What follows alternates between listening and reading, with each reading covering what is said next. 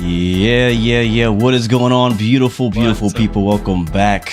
It's your boy Blue, and we're back on the blu-xperience. As you can see on your screen, we are live, fresh off of Flight Sim Expo 2025 in Providence, Rhode Island. We got the boy CST Gaming right next to me, Pilot Depth over on his right. We got Leo 6 on the bottom left, the homie Owls FS on the center, and the homie XP on the bottom right. Say what's up, guys. What's up? What's going on? Welcome aboard. Nice. So obviously today, as we are all just fresh off the jet, landed back in our hometowns from Expo, so we have a lot to talk about. It's gonna be a recap stream. We're gonna talk about what we liked, we disliked, what we loved, what we hated, all about Expo, what we think about next year's Expo, and everything in between. So where should we start, XP?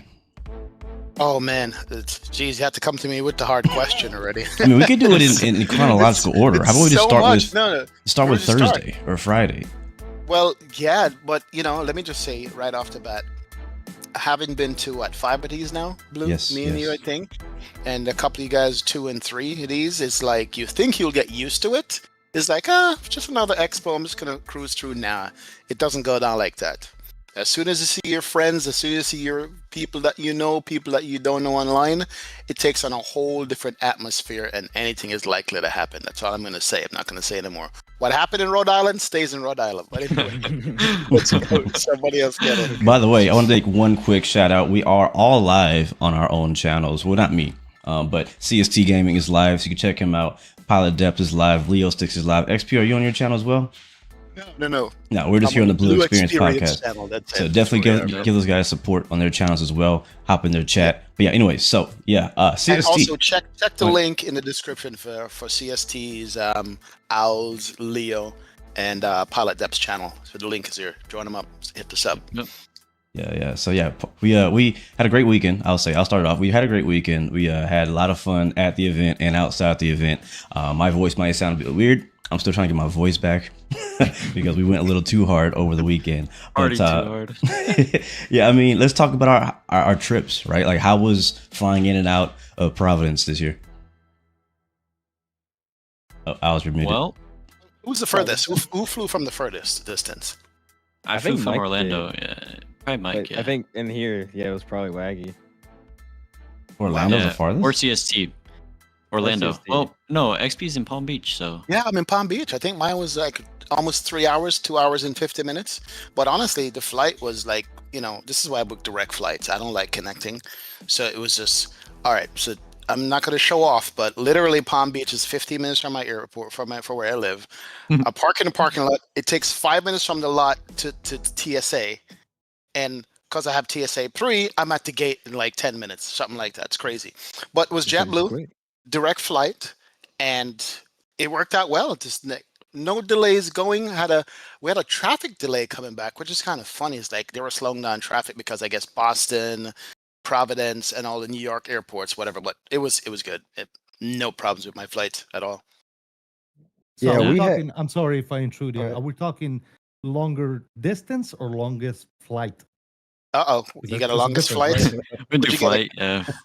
Would you have a connecting flight? I did connecting flights. So I landed in DC first, and then from DC I went to Providence. So 2 flights, but I mean it wasn't that long. It was like six something hours with the downtime. Yeah, not bad. Who'd you fly with? That's the longest. Southwest. Okay. Southwest. Yeah, Southwest. Yeah. Well, and on the way back, I got to fly on a Max. Owls. Just saying. Nice. Well, hold on. Did you get assigned seats on Southwest? Did they switch to assigned seats yet, or still? They still do boarding. They still do pre-boarding, but what I do is I check in very early, so I get like alpha, so I board like first line. I've also noticed they actually don't really care about like your number, because we were accidentally in the 1 through 15 line, and I had 34. I was like the 5th person on the airplane. Unless you're somebody like me, I go through every person and I'm like, "What's your number? What's your number? I want my spot." You're that guy. For my spot. I know. That was great. Yeah. We had obviously flying out of Baltimore. It was scheduled to be an hour and 15-minute flight. We were there in 50 minutes. I will say we did come in hot. The pilot had to do one of those NASA shuttles S turns to get us in there. But Oh, overall, man. we had a bit of weather. Speaking to all of the guys, I think we had most of the chop. Seatbelt signs were on early, and we had some pretty good chop coming in there. But for us, fun ride. Let's Other than that, sorry, go let's ahead, Blue. rewind back because I thought something Leo did was super freaking dope leading up to Expo. He had 10 freaking guys fly into his Oh house yeah. for the night for like the pre-party. Oh Yeah, my Tell us word. about that real quick. So we had the crazy idea of, hey, why don't we all meet up in Baltimore and take the same flight up to Expo? All of my guys, freaking awesome idea.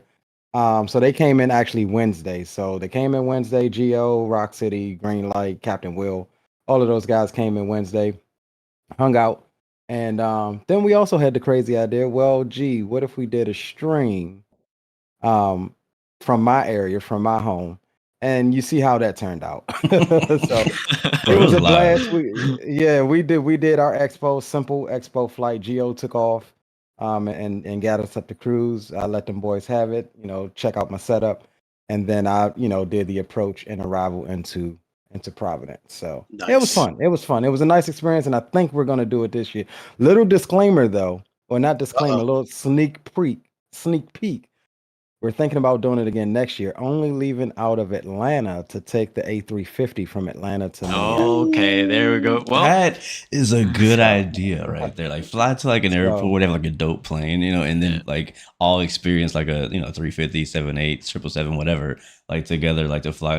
That's one of the cool things. I was talking to somebody about this at Expo, which is why it's cool to have it at your hometown, right, for the convenience. But it's also cool to not have it at your hometown because part of the flights and Expo experience is actually flying in to the event.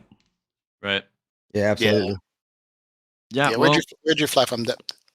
so I hopped on the early morning Southwest flight from Orlando direct to Providence, and I woke up at around 4:30, left the house.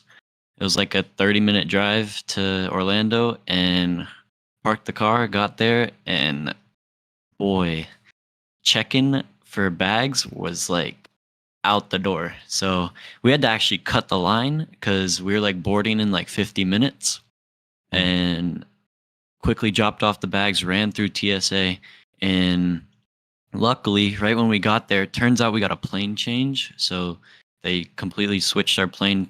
Plane was being pulled up into the gate with the tug. So it was a little sigh of relief. And then funny enough, while walking to the gate, I ran into wrong side, and he was Nice. trying to jump seat onto my flight, but Ah, it was sick. jump seat was full. So he ended up hopping on like the Breeze flight right after. But yeah, going up was a little bit crazy trying to make the flight, but once we made it, it was, completely full flight, by the way. I was in the back row, got the last window seat, and then going back home yesterday was a nightmare. Oh man. So here's a question for you guys. Al's there. I'm not sure if Al's here, but when he comes back, he'll tell us who he took. How many of you, as you said, you met wrong side? How many of you met passengers on your plane that was going to Expo? Because something happened to me in the terminal, which was crazy. So V-Pilot Designs was on my flight going up, and I didn't Nice. know it. But last night I ran into him, and he was on my same flight going home. That was crazy. So yeah, V-Pilot's in my chat right now. But what's up? Nice. But yeah, it was fun running into him. Same with the wrong side. And then, but going home last night, we were supposed to depart at like 9 a.m. or 9 p.m. And we kept getting plane changes after plane changes, and it keeps on getting pushed back like 11 p.m., 11:30, 11:45. Then it finally goes like midnight, Southwest.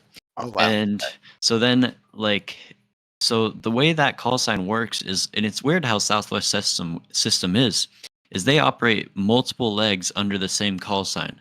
So they operate Baltimore to Providence and then Providence to Orlando. And so the plane was still in Providence, and it flew up to it was in Baltimore, it flew up to Providence, and then had to take us to Orlando. So plane came in around 12:30ish, and then we finally boarded. Quickly got up and out of there, but got in around 3 a.m. and then didn't get home till 4. So it was a little crazy. I Ouch. will say real quick that is the beauty of getting the early flight out, less chances Yep. of delay. We were about Yep. to change it. We were about to change Yeah. it to the 5 a.m. and just book a hotel. Yep. There are First guys flight of the day. there's guys that's still trying to get home right now. Oh man. What? Oh, Yeah, wow. like Will and them just recently left out of Providence. Wow. Well, they Um, wanted first Oh class, my so God, dude. Yeah. Green light is not too long ago departing out of Providence. He's got to stop in Chicago and then get all the way back to Phoenix. Man. So between me, Rock City, and Greg Hill, we were home. I was home Actually, before 10 this morning. So yeah, yep. no, I was gonna say I actually I was supposed to stay at the expo until Monday, but last Okay. minute I was like, look, everybody's leaving. You know, most of the people were leaving on Sunday afternoon. I was like, what am I gonna do here by myself? You know, so I decided Could've come hang out with us.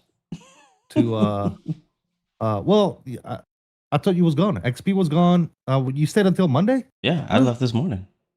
I didn't get the memo. Oh, you good? You good? No, but I changed my flight to Sunday afternoon. Yeah, I mean I paid a little bit of money, but Oh, yeah. it is what it is. At the end of the day, I think I'm glad I did it, and I'm probably gonna do things a little bit differently next year when it comes to flying in and flying out. To I guess minimize expenses in a way, maybe Mhm. do a little smarter than I did this year. But yeah, and going back to what the previous question that you had regarding, hey, did you see anybody going to the expo on your flight? I'm almost ashamed of saying this because you meet so many people, right? And I'm not Yeah. used to it. I'm not a big VIP or anything like that. So whenever I do encounter some people that walk by me on the plane, boarding the plane, they're like, CST, and I'm like, oh, you are, dude. You know, hey, good to meet you. So yeah, I did see probably about three or four people boarding the same flight from DC to Providence that were going to the expo. They introduced themselves and yeah, I mean it's awesome to actually experience that, right? I even had and I was very humbled by it. I had a kid that came up with a nice poster that he made himself. And he was like, "Hey, CST, can you sign this?" And I saw that Nice. XP had signed it, and I think Blue signed it as well. So that was Nice. I was like, okay, man. It's, That yeah, I kid saw was that smart. kid later. Yeah, I later didn't know on. I didn't know Yeah, what you to got say. I all was the- like, oh my If god, that was dude. him, Like, if I was a kid, I would sell that poster for like 20 grand. Or something. Yeah, 20 grand. He caught me over by the Bluebird booth, and Yeah. I was just like, me, I'm just little old Leo, like He's really, like, you know me, you know me, right? So it was pretty cool, and it was also piggybacking off what CST said, it's definitely humbling to Oh, meet these absolutely. people out in public and be able to experience the love and passion for aviation as we so often do. I So, might have to bring my let- own poster next year. Like it's like a yearbook signing. You know what I mean? Right? Like, Hey, can you sign the- this? yeah. Well, this brings up a good question I have for you guys then, because you guys have been a couple of expos at least, and my question is, what do you think? Well, not what you go to the expo for, but is it interaction with people or is it the hardware at the expo? How do you put those? Which comes first for you guys? Honestly, for me, it's the people. It's like Yeah. you talk to people in Discord like all day in VC, just joking around with each other, and you actually see them like in real life. It's like I like the people aspect a little bit more. Products are cool, but meeting your friends you're always talking to is pretty sick as well. Yeah. Yeah. I Well, agree. I agree. Even From- when you're talking hardware, right, and developers and manufacturers of peripherals, it's still people, right? You get to meet these people and get to see what they actually are like. Right. Talking to a lot of these people through emails, you really don't have that one-on-one. Okay, once you actually do put the face to the name and you get to meet who knew that the CEO of Synaptic was 21 years old? Yeah, What? exactly. That is Yeah. crazy. Yeah, he's a It's young 21. boy. insane. It's insane, Yeah. right? So when you get to meet these people, that you have an idea of what they might look like, or what they might sound like, or what they might carry themselves like, it's one thing. But when you actually meet them and you're like, holy crap, right? It's like I'm sorry. Did you say you're 21 years old? Oh, you mean That's awesome, basically? dude. Basically, I You know? take back everything I said bad about you online. No, but that's the thing, right? So, and obviously the people, because we're hanging out at the expo all day, but we're all like coming up to each other, and we're like, "Hey, what are you doing later? Are we going out to eat? Are we doing this? Are we doing that?" And we all, like Leo actually had the great idea of, making this group chat, putting us on there so everybody knows what Great we're idea. all doing, and hang out at the end of the day. But that's what's cool, like building those bridges, building the community, building a relationship with other content creators, streamer, and evolving into a great friendship. Yeah. I Right. can't take credit for the idea. Big Ralph tasked me to make the group chat for Yeah, no, yeah. WhatsApp. So Whatever, Yeah. whoever had the So idea, it was for you awesome. guys in the audience, the group chat basically is like what was it on Insta? No, it's on WhatsApp. WhatsApp. And with WhatsApp. so many people and friends and creators going, like you're staying at different hotels or B&Bs or whatever, it's a way to tell people, hey, we're going to be at this restaurant or this bar, or we're going to meet up at this time, versus you by yourself trying to figure out where everybody else is. You just drop it in the group chats. It's an impromptu group chat that works very well to know what's going on. If you want to know Yeah. what's going on, check the group chat. You'll see some Check the pictures and some group stuff. Exactly. It's but Yeah. it did work well, absolutely. But yeah, for me, it's the people as well. Every time I go, like, I want to see the hardware, I want to see this, I want to see that. But when people talk to you, like, yeah, look, Flight Sim's a small community, and this is the only time because outside of this, you tell people you do a Flight Sim, they look at you like, flight what? What is that? Mhm. But you get a building full of Flight Sim people, it's like, huh, they know what I'm talking about when I say flat Yeah. 5, something like that. Except for the wives, that's it. They're like, oh my god, here we go. Bro, Yeah. shout out to the wives for real. Yes, that My is wife doesn't even want to come. She's like, "Flight Sim, what? Did you go? Go ahead." Me too. Okay. yeah, I know. But that's the thing, the spouses that support the hobby, that not even content creators, just as regular guys. Like one guy I met, his wife, his birthday present was coming to Expo. She paid for everything. Wow. Oh yeah, it was like that was his Nice. birthday present, and I was like, wow, I think it's Melvin, his name, if I remember correctly.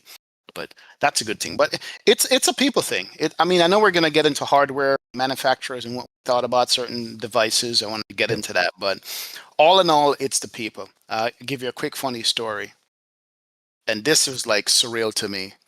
So coming back, JetBlue got delayed. I saw the first officer walk off the plane. Something said, "Hey, stop the guy and ask him, hey man, is it air traffic control? Is it weather? What's going on? Is it TFR?" He goes, "I don't really know. It's just like a flow thing." So like he left. In Palm Beach, I got off the plane. I was trying to see if I could go up to the cockpit, as all of us want to do, because hey, who doesn't want to go to? He wasn't in there. The captain was standing at the door. I was like, damn it. I walk off the jet bridge. The guy was standing there at the jet bridge. He pulled me aside. He goes, "Hey man, I know your voice. You sound familiar." Wow. Yeah, he's like, "Yeah, I think you do flights and whatever." I was like, "Yeah, thank you." And I was gonna go dip in my pocket and give him a sticker. And I'm like, dude, this is so stupid. You a fake pilot on the internet flying with a keyboard gonna give you a sticker to a real pilot who just landed a jet with 200 people on Oh board. man. I'm like, don't do it. Walk away. Say thank you very much and leave. It was so Oh, funny. It was man. like, yeah, it was so cool. But He yeah, said, man. that's "Don't do hilarious. it. Don't do Don't it." do it. Yeah. Now, we could talk about hardware, and without mentioning Wingwing, what impressed you? Without. Actually, before we go there, All right, let's go ahead, Blue. the Sorry. people. I think we all agree the people are the best part of Flight Sim Expo, even before for the sure. hardware. Obviously, there's a lot of hardware to see, a lot of great things. But let's talk about Friday night, the announcements, and the event. Let's talk about the events, the organization of the event, the announcements, how that went. What did you think of the whole Friday announcement event that we did? That was about what, 5 hours long. Yeah, just about. I think Friday is not one that I'm always excited for, just because I'm not a classroom setting type person. So it was exciting. Some of the things that we heard, that we saw. However, I was dozing. I think everybody was kind of tired.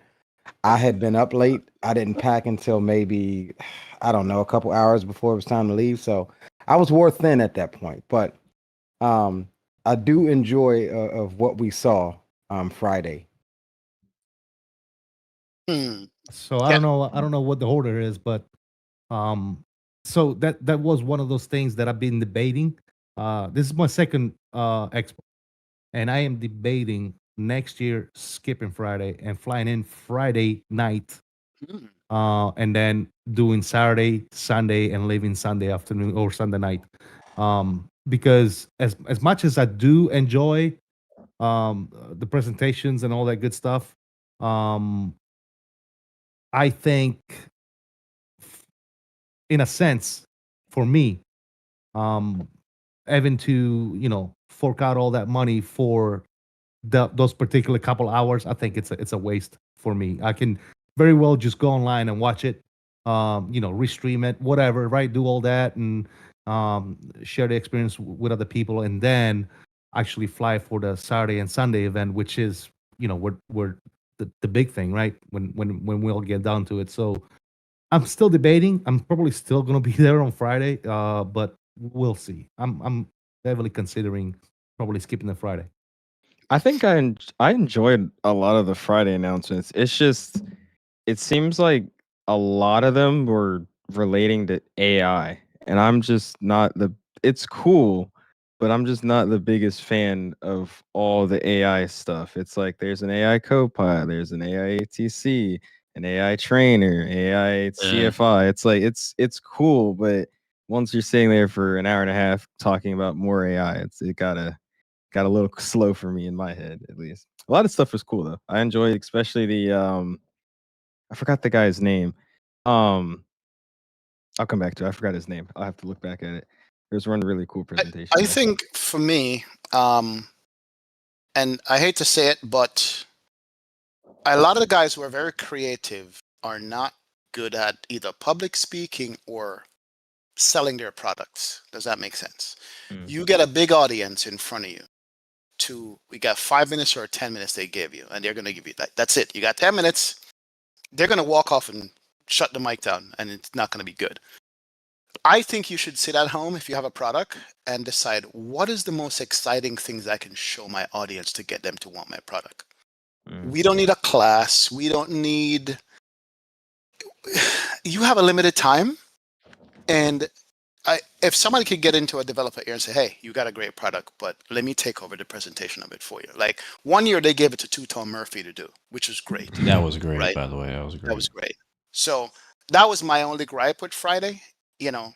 Is it make the presentations long because what was being presented at the time is like this might be cool, but like listening is like, yeah.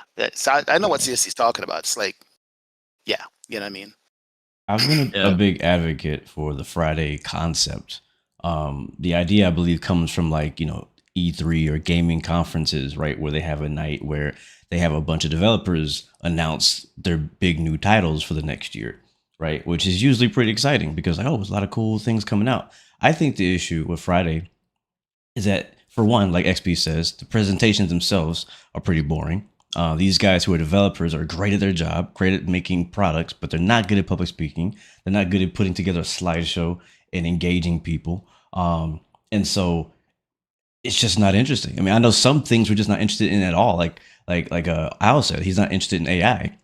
But even if he's not interested in AI, the person presenting AI should still find a way to engagingly, right, present the AI in a short. And also, I think that it depends on, like, if it's a really hot topic, like X-Plane or Microsoft or PMDG, something like that, they should get a longer time. If it's something that's like not so interesting, I mean, shouldn't be up there any longer than 5 minutes. You know what I mean? Or maybe it's just a video. I mean, I know that they're paying for those slot times, so it's not based on popularity. But one of my suggestions that I had was, for one, I think these developers next year, I hope they're watching. I hope Evan's watching. I hope some developers are watching. I think next year they need to take advantage of streamers, content creators, people who are used to talking in front of people. Like Phil there, for example, had that one streamer who plays the Tower Simulator. They had him up there with them talking, and he was actually cool, but the rest of them kind of were like awkward, right? So if they just had did a rundown with him, it's like, hey, this is the things we want to talk about. Here's a slideshow. Here's the points, and obviously we'll have our dev at the booth on Saturday. So if they want more in-depth details, they can come to the booth and kind of get the geeky stuff, right? Right now, we need you to kind of appeal to this large room of audience of people who have all these different interests. That's the other issue. It's like some people care about VFR, some people care about airliner, some people care about AI, some people care about P3D. You know what I mean? And so it's hard to do that. So I think they need to, for one, get actual people who know how to control an audience talk to people, to make it more engaging, and also just make the presentation as a whole more interesting. Like, it shouldn't just be like a school project that you're out there showcasing. Like, that's kind of what it felt like. And when you do that for 5 hours straight, that becomes really hard to withstand. So I just think they need to make it better that way. But I want the Friday thing to keep going.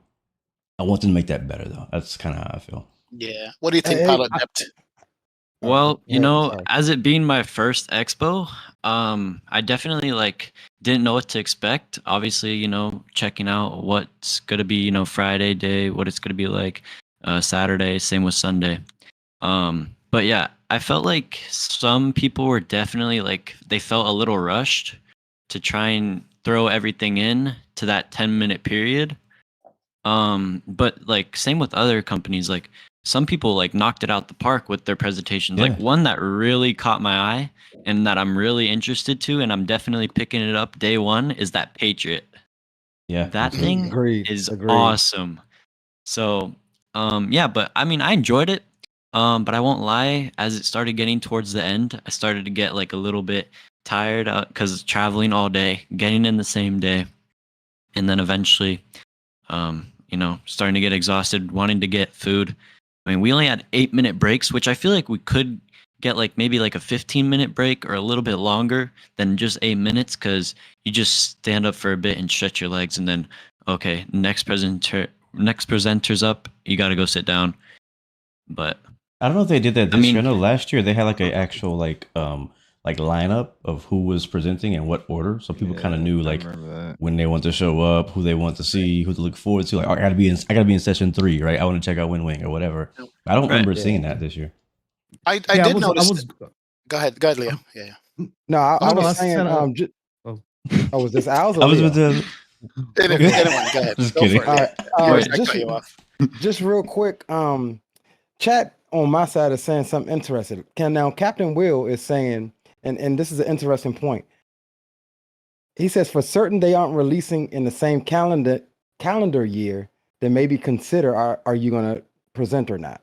Ah. What do I you can think get with about that? Because I mean, if this is Okay, something I like that's gonna be next year Q3 or something like that, well, why even take up that space? hype You us know what up, I mean? yeah.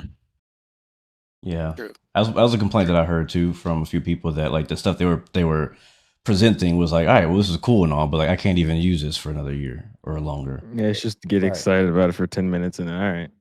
Yeah. Yeah.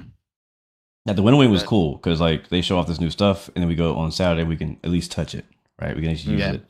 So I mean, I agree with that. one thing I noticed, and credit to Evan and the guys over there at Flight Sim Expo, is that they cut out all the intros. Remember they used to do it where the guy who was hosting it, Moose, would come on stage and bring up everybody else, and that wasted like a good 5 minutes of intro to bring up somebody else. They just had it run into one or the other. Right. But the people themselves need to just capitalize on the time that they have and just make it like exciting. Yeah, I I agree. cut you off, CST. Sorry, go ahead. I think everything has been already said. Yeah, I was going to follow up with Blue. I didn't see that this year. The list of presenters and the time slots and all that good stuff. I didn't see that at all. So I think that we're just trying to do it a little bit differently to where they would just control the flow, kind of like what Moose did, and be like, as soon as the time is up, he just jump on stage, cut the mic off, which I thought that was kind of. Yeah, I didn't like that. I don't think they should have done that, to be quite Yeah, that honest. But at the was- same time, maybe give him like a warning. Jump on stage and be like, okay, finish this thought and that's it, right? Instead of just cutting the mic off and the guy's like, Showtime at the even Apollo even though I vibes. think, even though I do think some presenters just are not good at it. Like it just feels like, for example, I can get behind of what Meridian is trying to do with all this stuff, right? But I think there was no thought process put behind the speech that Nick was doing. Like he just jumped on stage, he had his things. He's like, I'm gonna talk about these 2 things, and whatever. There's no, eating like kind of like when I do something like a video, I kind of like do little notes. Like Okay, this is what the key Yeah. points I need to hit, and that's it, right?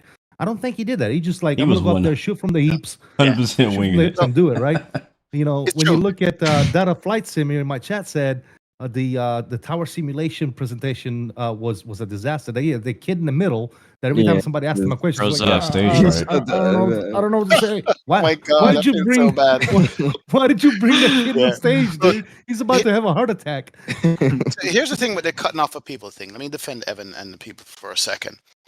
They have a certain time that they have to close that down because like the security outside and the vendors and all, like they cut them off like 6 p.m. or 5 p.m. We don't care. We're gonna cut the lights and the power to this event. Yeah. And so if My you dad make got everybody kicked out. exactly, see, Wow. really. So if you because they have all these union workers working for them, workers, Yeah. whatever, doesn't matter if it's union or not. But if you make everybody creep an extra 2-3 minutes, by the time you get to like a wing, instead of them getting like the 50 minutes that they got, they're gonna get 4. And then we're gonna be pissed because they're gonna get so it sucks. It's like cringy. It's like I feel embarrassed for them, But as CSC says, you got 5 minutes. You stay at home. You start the clock and you start talking. What sucks this year is that the ones that got cut off are the only ones we actually wanted to hear. Yeah. Yeah, like Meridian. You know, Yeah. Meridian Yeah. got cut off. And, like he was literally yelling know. off the top of his lungs trying to finish his presentation. The other FlightSim.com guy with the cool yoke, feature that he was building up his whole presentation to talk about, and then just gets muted. I was like, come on. Yeah, I think people underestimate how short 5 minutes is when you have to sell stuff. Extremely short. Yeah, it's extremely short, and you That's get why you gotta be nervous. good with it. You gotta hit Yeah. your key points and you gotta be done with it. When you're looking at 2,000 people in front of you, it's not the same as when you're in your office. It's like, okay, I got to make sure this works good. So, but one thing about that day that you might want to reconsider CST. The presentation is one thing that can get dreary and tiring, but it's the after social event, like a party where you get your free drink or whatever. That mingling section, I like that. Because XP could not now you believe get a that. bunch of He people was- drinking. And, yeah. So you got to people, a bunch of people, and then they want to talk. Like before, they were nervous. They didn't meet you. They didn't know who. Give them one drink, and they're hungry too on an empty stomach. Then you see the funny stuff come out. Uh-huh. I like Yeah. that part. I will Like, say on Just real one quick, hidden. is it just me or is XP cutting in and out sometimes? Yeah, you're, Yeah, he- It was his last time, yeah. Sorry I was about gonna it. say the one hidden gem I think for Friday is live reactions. It's kind of fun. You know what I mean? Like there's a couple guys next to me who were literally just making fun of people in certain presentations and things like that. Like being able to sit there next to like Owls or XP or whoever, and we're like sitting there watching it for the first time, and like we're like literally reacting to the guys like, man, what is he thinking? What was that? Or that's cool. Or you know what I mean? Like I really enjoyed that part. Even though some of the presentations themselves were, pretty dull, it's like we still were kind of reacting to them live, which I thought was a pretty cool, like, underlying thing that we got to do in person while sitting there that you don't get when watching online. True. It's a different thing. I think I was acting a fool. I think I jumped up a couple of times for some reason.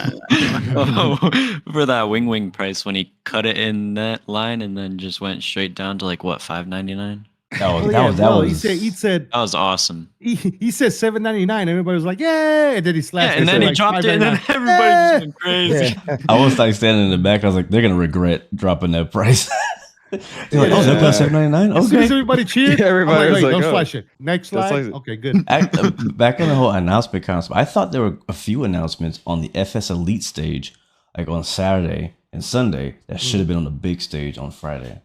Yeah, like the Tollies. Like they told Yeah, us. the 340 yeah. thing. Yeah. That's a Definitely. big one. That would have been good on the main stage. Mm. All the Yeah. other extra little toy Yeah. things should have been on the side stage. You're absolutely right. Yeah. They're We might need soft like way back, a man. better standard moderation. I don't know. I mean, Or like I get maybe it. like It's a voting system. Like what if they Yeah. put out all the vendors and like you vote and figure out which ones are the most popular and you put those on the big stage. Yeah. Yeah, I obviously. mean, we because vote everything out. because like what Blue explained before, it's not about what we like. It's about how much money are those vendors paying to be on that stage. Yeah, that's it. Yeah. Yeah. Yeah, true. Which True, is true, not true. always what sells. to us. Exactly.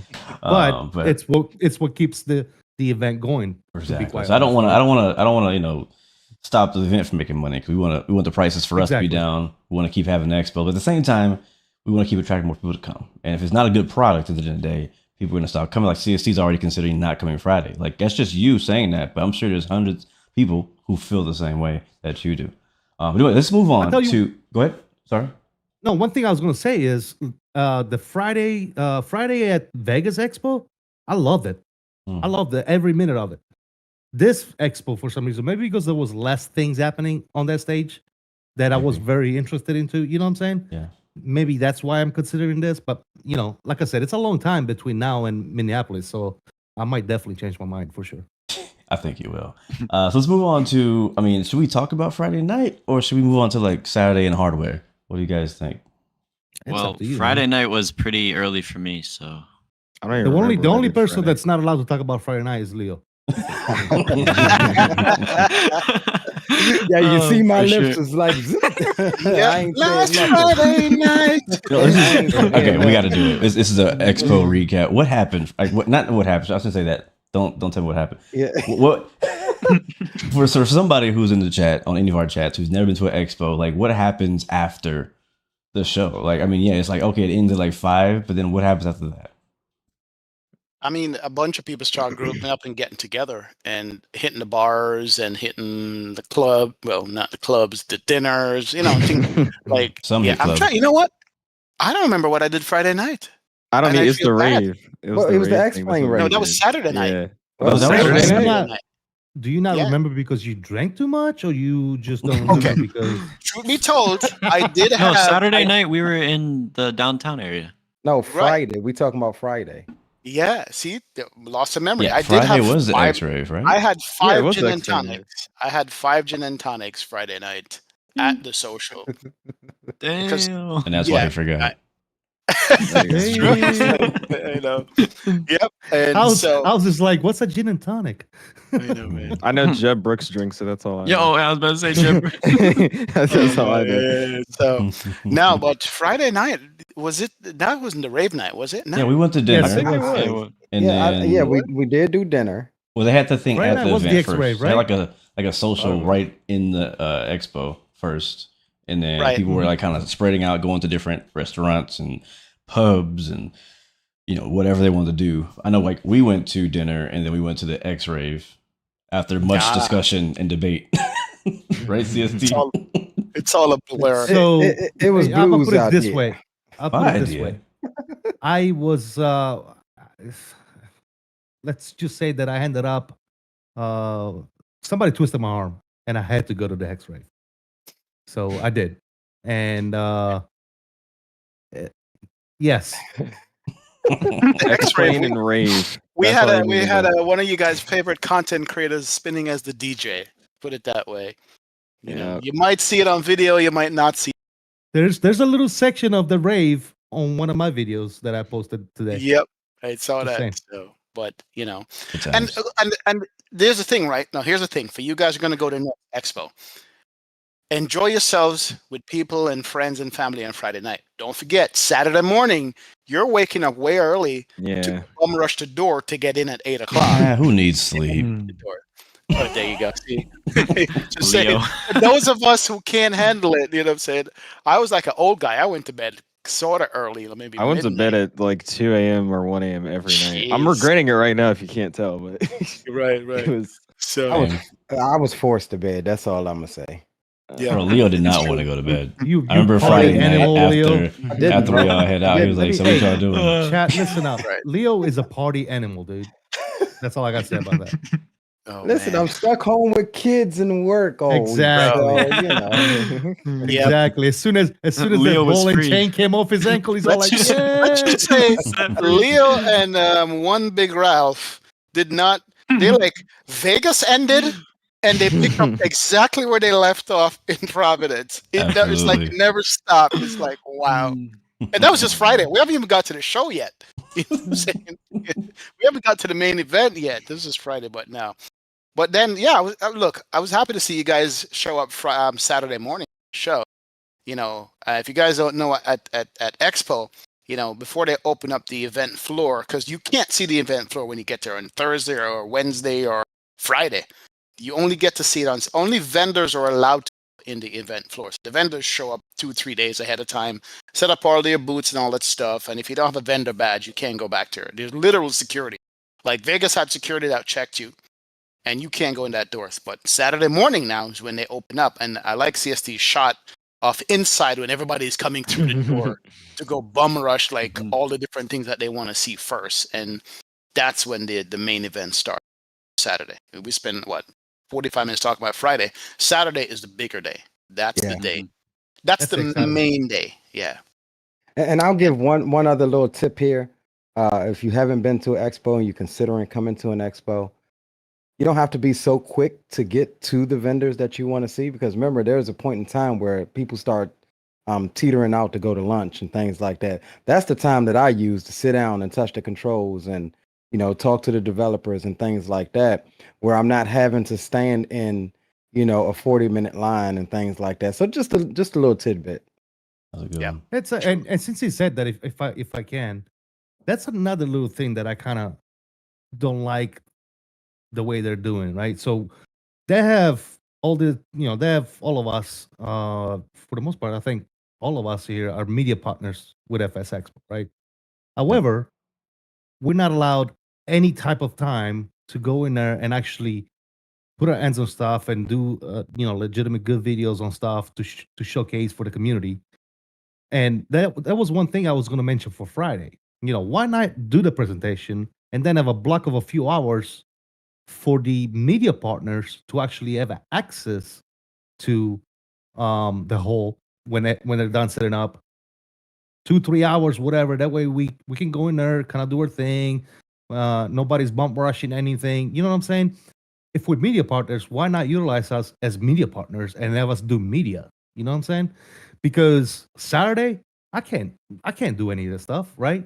You know, you can't kick, you know, the little kid that's trying to, you know, fly on his simulator. I mean, I'm not gonna be like, hey, you know, get him off so I can do my video. You know, that's not camera in the way, you know, get out of I the don't way. yeah, I don't find that. So all I'm saying is, you know, I'm not trying to be like, hey, I'm better than anybody else or whatever. But if you're giving me media partner and you consider me a media partner, then why not allow us to do that type of stuff, right?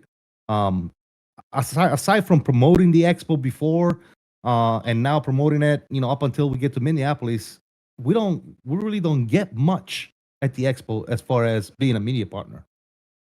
Do you guys understand what I'm trying to say? Oh yeah. No, I get it. There's- I get it. I'm just thinking about the I think I agree with you, and I think one year me and Blue were able to go in because we did a booth. We were part of the booth that QET Pilot created for content creator booths. Yeah. So we did get access behind the scenes before, even though a lot of the developers had black cloth over their stuff. They didn't want anybody to see it. Oh yeah, they wanted Right. like Well, they to. I'm, But no, you're correct. But I could hear it now because we already got that video saying that us content creators, why do we get stuff? You know, so imagine now going to Oh my Expo gosh. and getting the first look before anybody else. It's gonna be like double. Get to but go that's in no early. point, right? Because know, you I you know know. you have a following, Blue has a following, Owls has a following, I have a following, and all these people are actually, you know, waiting for us to put out stuff, right? Yeah. And we can't do that, right? look. At least I found that, you know, I still did it, but I found that kind of complicated to like having to navigate around people and getting shots and trying to showcase stuff for the people that are It could in just the be your height, community. though. So, I mean, you know, but you know, you're a little bit of. Oh boy. Yeah. Fight. Sorry, I mean, I right think my now mic's on the cutting out camera, a you're little for bit. can sure. you can you finish a sentence there? It doesn't matter. It doesn't matter. Nothing, That's what I nothing. thought. No, That's what I man. thought. No, Yeah. Well, CST, Swiss 001 was getting around perfectly fine. Well, okay, and this is the Ooh. thing. There's a caveat to it. No, the caveat is that Yeah. there are some devs who will bring in a partner ahead of time because the devs sponsor them to come, and so that Yeah. dev gives them behind the scene access from Thursday, from setup time. You know what I mean? Yeah. And you know, so they got that sponsorship. So, you know, I but love the idea, honestly, CST. My Because only last pitch year, is if you have us, yeah. I was saying Go ahead, last year I'm in sorry. Vegas when we were part of the streamer booth, so we were sort of exhibitors. Like that was the most valuable time I'd ever gotten with the equipment at Expo because nobody was in there except for the developers and their equipment. Most of them were done by the time I got in there, There were a few, that were not finished yet because a lot of them are, they're setting up to Saturday morning. So I get that. But for those who are ready, I think having a block of time, maybe an hour, 2 hours, maybe on that Friday night after the announcement, because they're already in there, right? They're already setting up, they're already preparing. Yep. So if they're ready, do it then, or it can be early Saturday morning. Like I think you kind of showed up early, like maybe an hour before the doors open. Like, all right, this is the media part of time. So let the devs, not the devs, the exhibitors know, hey, there's a media time. So at this time, all the media's gonna come in. They're gonna look at stuff, and if they don't want us showcasing things early, then give us an embargo. Like, hey, you can come in here, you can record, you can record on your phone, but we don't want anybody posting anything until doors open. Like, if they want to, if there's a time limit, that's fine. But I do agree. That's one for big the benefit. vendors who want to allow it. It's let us come in, and if people say no, we don't want anybody, then Cover it up. I like And that. that's why I was actually saying after the Friday presentation, because after the Friday presentation, whatever was never heard of is already being showcased and be like, hey, this is what we're doing. Right. So everybody, right. we're not doing it. We're not breaking an NDA. We're not coming out with, something nobody's ever heard. Like we already knew what Wingwing is doing by that time. We already knew what Moza has brought to the table, right? So we wouldn't be showcasing anything we're not allowed to showcase, if you know what I mean. But like I said, it's like that's my only preach. Is like if you make me a media partner, then but then you don't use it, you Something don't that we can use bring me up. as We media, could then definitely bring it up to them and say, hey, then how about this yeah, idea? And that's something that then actually happens in a why lot am of I a media other partner? You know what I'm saying? What am I doing here? Right. You know? big gaming events. That's what they do. They have a segregated time when they bring in media specifically to look at their products before the public goes in, so they can focus on just having that without having somebody's hand in the way or trying to look behind somebody, things like that. You have like the best because they want to show their product off the best way possible, right? So why not give us time? If that comes to pass, I'm gonna give CST credit for Me too. voicing it up. I'm gonna give you Oh, credit. maybe we Kevin. can maybe we can bring it up Yeah. collectively to Heaven, see what he Yep, thinks about it. absolutely. That's an idea. Before we get into hardware, I want to talk about one of the hottest topics that got announced that Blue mentioned earlier that should have been on the main stage. The crossover between Aerosoft and Tolis. What are you guys' opinion? Leo, well, opinion Leo, here. good. Yeah, Leo. What's your opinion on that? Leo. That crossover. You said Leo? Yeah. Yeah. Go ahead, bro. Yeah. Oh, I didn't initially hear that. It wasn't until I was out with the guys and Tolis was actually across the street. Everybody was waving to him. I think after hearing it initially, I thought, well, dang, is that the end of Tolis and X-Plane? Like, is this going to be another developer that jumps ship? And when you really sit down and think about it, I don't think so. I think it's a great opportunity for a developer to come over and give a hand at a product in Microsoft. Shows that he's willing to put our gameplay, our mindsets first over I would say party lines, if you will, whether you're Microsoft or X-Plane. And I think it's just at the end of the day, it's just an awesome opportunity for us all. We're the consumer, right? So that's what I think about it. Flat Pilot Dep, what do you think about it? Well, past few weeks I started dialing into X-Plane a lot, and I love how the Tolis has like everything built in with like the taxi cam and stuff like that. So I kind of got thinking like Aerosoft, their A330 wasn't what we expected. It was straight into the trash bin pretty much. But I feel like Tolis picking it up. I'm gonna expect what Tolis made for X-Plane that's what I want to expect for what would it be like on Microsoft. So maybe there was some things that they can't add in, like for the taxi cam and stuff, because even NIBuild tried that with the A350. It's pretty much just like what Asobo allows in and stuff. But yeah, I don't want to say compare, but I don't want to be like, don't do so well on Microsoft, but like go all out for X-Plane, I'll just clarify, and it was what's her name again? XP told us Juliana. Juliana. She was on like cleanup duty all weekend, like telling all of us Tolis is not moving to Microsoft Flight Sim. This is not a Tolis product. This is an Aerosoft product. And the best way that was explained to me is think about how Phoenix uses ProSim, right, to kind of power their systems. That's what's happening with Aerosoft and the Tolis partnership. Tolis is the ProSim in this case, where Tolis is powering all the systems underneath, and Aerosoft is handling everything else. And so it's obviously associated with Tolis, but it's not a Tolis thing. But Tolis obviously has to develop within the Microsoft ecosystem, right? So it is them getting their feet wet. And said they want to release their own product in the future, they'll know how to after doing this collab with Aerosoft. But they said they have no intention of fully leaving X-Plane ever. From what they're telling me, they're gonna be sticking to X-Plane, and they told me they have more things coming for X-Plane that they already know are lined up for the next 3, 4, 5 years. Owls. I would say I'm not really the hugest X-Plane guy. I've just got back into it recently with the Challenger. That was really fun. So I haven't really actually flown a Tullus plane in a while, but I do remember when I did, they were really, really nice. I like the way they flew. I like the way the modeling. I mean, at the time, I liked the modeling and all that. So I feel like it'd be cool. I do agree with what Cam said in your chat. He said they should have collabed on the 330, not the 340. Me personally, I'm not the biggest 340 fan. I would much rather have a proper A330 in the sim. I think that's something we desperately need. But it should be good. I mean, I don't hear anything bad about Tola, so I'm expecting it to be pretty nice. Yeah, I agree with that. For me, it's bittersweet. Like, how dare my beloved Tolis even work with Microsoft? They got like 80 Airbuses over there already. They don't need another one.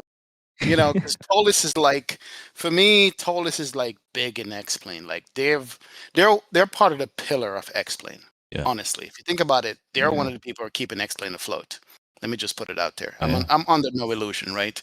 Flight Factor, Tolis, and Xcraft. It's funny because if you guys don't know, I follow what's his name, Ramses from Flight Factor, and he's flown his personal airplane to every expo, right? Really? So this one, Yep. he took up himself, Tolis, and Marco from Xcraft, who great airplane. They all went flying together in his GA plane. And some of them made the comment like, please don't crash and kill off X-Plane because those are the only developers that X-Plane have. Like, oh god. Oh my god. One accident takes out the entire X-Plane community. That's it. No devs for X-Plane. I was like, man, they're gonna go do, but you know what? No, I'm two-part, I'm happy. Airsoft get to redeem themselves. Disaster that the 330 was that they released, which is crazy, right? That's something we're gonna talk about too, because let's talk about that. Yeah, they said during the announcement that the government didn't allow them to use the systems in the release they had, which is why they're putting it on the 330 Neo. But in my opinion, why release it if you exactly? I didn't understand that part. I was like, why did you release the 330 at all? Yeah. They literally just like pooped out the 330.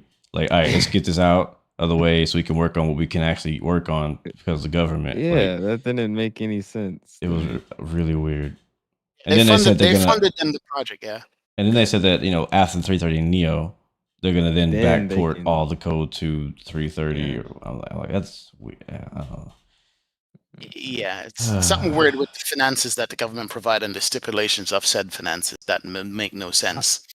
I mean, I'm with Fred in the chat over here. He says all the government talk, it's just scapegoat. I think it's just they pointing the finger at somebody at this point. I'm not 100% sure. I don't know what it is. One thing I say is I'm glad that Tolis is finally deciding to work with both platforms. Mm-hmm. And yeah, I've been saying it for years, man. Tolis, Fly Factor, why it would be awesome for them to work with both platforms, and it will bring more competition and to the flight sim community as a whole, both Microsoft and X-Plane. I think so. I'm all for it, dude. Yeah, my thoughts is like, why are we recreating a wheel all the time with Microsoft, right? If we already have a plane in X-Plane or Microsoft, why can't we, like, you know what I mean? Like for example, with the E-Jets by Marco or by X-Crafts, from what I understand, the FSS Studios ERJ is using their 3D model from X-Plane. Yep. Like it's the exact same 3D. Like they literally bought the 3D model from X-Plane, and now they're doing their own systems, which obviously have its own problems. But my point is like, why is that not happening more often between other aircraft and scenery and things like that? It's like, I mean, if X-Plane already has the product, why should you start from zero? Yeah, I'm thinking about a situation. Imagine having all these airplanes can work in both sims, and you can decide what sim you want to fly. That would be cool. That'd be awesome. That would be awesome. Yeah, it's never gonna happen. You know, I know. Okay, dream's over. Yeah, that's not happening. I agree with Blue. Yeah. Yeah, But we could dream. Yeah, we could definitely dream. Yeah. Any other? I mean, since we're talking about software, I mean, any other? I mean, aircraft. You know, I know the A220 is a big topic. The Bluebird. What do you guys think of those? Okay, I'm gonna talk about the A220. So Mr. Brand new INI Bills ambassador. So I was one of the people that you were talking about. Or I think it was XP that bum rushed into the venue. I bum rushed myself straight to the Synaptic booth, and I sat down, and I really got like a full overview of it. So I'm the nerdier kind of guy in flights, and you could ask Mello. I like, running the flows, the checklist, sitting on the ground for 20 hours, doing nothing but staring at the airplane. That's just me. So I know nothing about he it. actually, so he showed me like how the air conditioning system works, the little taxi cams they have, how they have the flight planning working. He even gave me some access to the sounds as well, which he also said won't be heard again until they actually release the airplane. So that 220, man, that's going to be a really, really nice airplane. It's even got the whale sounds. I could keep going. Flushable toilet. It has a flushable Let's toilet. go. So okay. it's now that you not- said that, yeah, we're good. Yeah. Exactly. There you go. So it's definitely stable. Yeah. There you go. I will go. I will venture. Everybody knows, myself included. Everybody's excited about the 220. Everybody's excited about the 75. Right. So but some new things that we got to see that we haven't heard before until we got to the expo. Just like some people in my chat are saying, is the Falcon 50. I think that's going to be an amazing aircraft. Oh yeah, dude, it looks so good. Yeah, I actually got to sit down and talk to Lars about that one, and they're putting a lot of time and effort into the aircraft being high fidelity. So that's awesome, and knowing that they're working with Flight Sim Studio, because the Falcon 50 actually shares some instruments from the 727, and me firsthand knowing that the 727 is actually a very good aircraft. So that excites me even more, because I know that plane is probably going to be really, really good. So I'm excited about that. To not mention the 727 Super, which again, the 727 is a plane that I like, but I enjoy flying that aircraft when I'm not streaming, if you know what I mean, because it's too intensive. There's too much going on. Yeah. And I don't want to be ignoring everybody in my chat or whatever. That's kind of like why I don't fly it as much with the INS system and the FE panel and everything else that you got to concentrate on. It's such an intensive aircraft to fly. And yes, even though a lot of people might not agree with me or like it, I'm actually looking forward between now Ini Builds and Tollus for a good 340. Even though it's not a very popular aircraft, I get it, I understand it, but it's one of the aircraft that I think we don't have and we need, just like the 330. Let's talk about that real quick. I mean to cut you, but by the way, yes, the presentation, that's how presentation should be done, with the Fokker and the 7.2. The presentation they did on Friday, that blew me away. Like, whoa, made me want to fly the plane. Even if I might not get it, it's like, I looked and goes, damn, there's like, you could fly 10,000 miles and 46,000. What? That was good. Yeah, but it was cool how they like related it to that one government plane in Madeira, how they did the flyby and everything. Yeah, exactly. That's presentation. But competition between the 340s, my friend. That right there is the first head-to-head competition we're gonna get between two good developers. I'm here for it. What do you guys think about that? I have mixed feelings. For one, I think it's interesting. We're gonna have a head-to-head between two of like what we would consider some of the top developers in flight sim for both Microsoft and X-Plane on the same platform for the first time. INI Builds versus Tollus, basically. But at the same time, I'm like, dang, man, both y'all doing the A340. Like I'm only. I don't know. Don't quote me on this, but I'm probably Uh-oh. only gonna buy one of them. Like whatever Yeah. one pops up first. There's Well- no need for me to fly to have two different A340s. You Is know, it- Blue. I say that now, but I'm probably gonna buy both. That's why I said don't quote me because, Right. because Isn't one doing one variant and the other one doing the other variant? yes. Well, both of them teased by saying, well, I know we talked to INI builds and they were like, so you're only doing the 600. I forgot if we said which one, but he was like, that's that. Did we ever say that's the only one we're making? So I'd assume they're making both. It's just it's an Yeah. A340, man. I've never been like, I just want to fly a 340. That's the only issue. Yeah, Me yeah. too. I don't like the Yeah. 600. I'm more of a 300 guy. Yeah, the myself. little hair dryers, the little hair dryers. Yeah. I Mm. mean,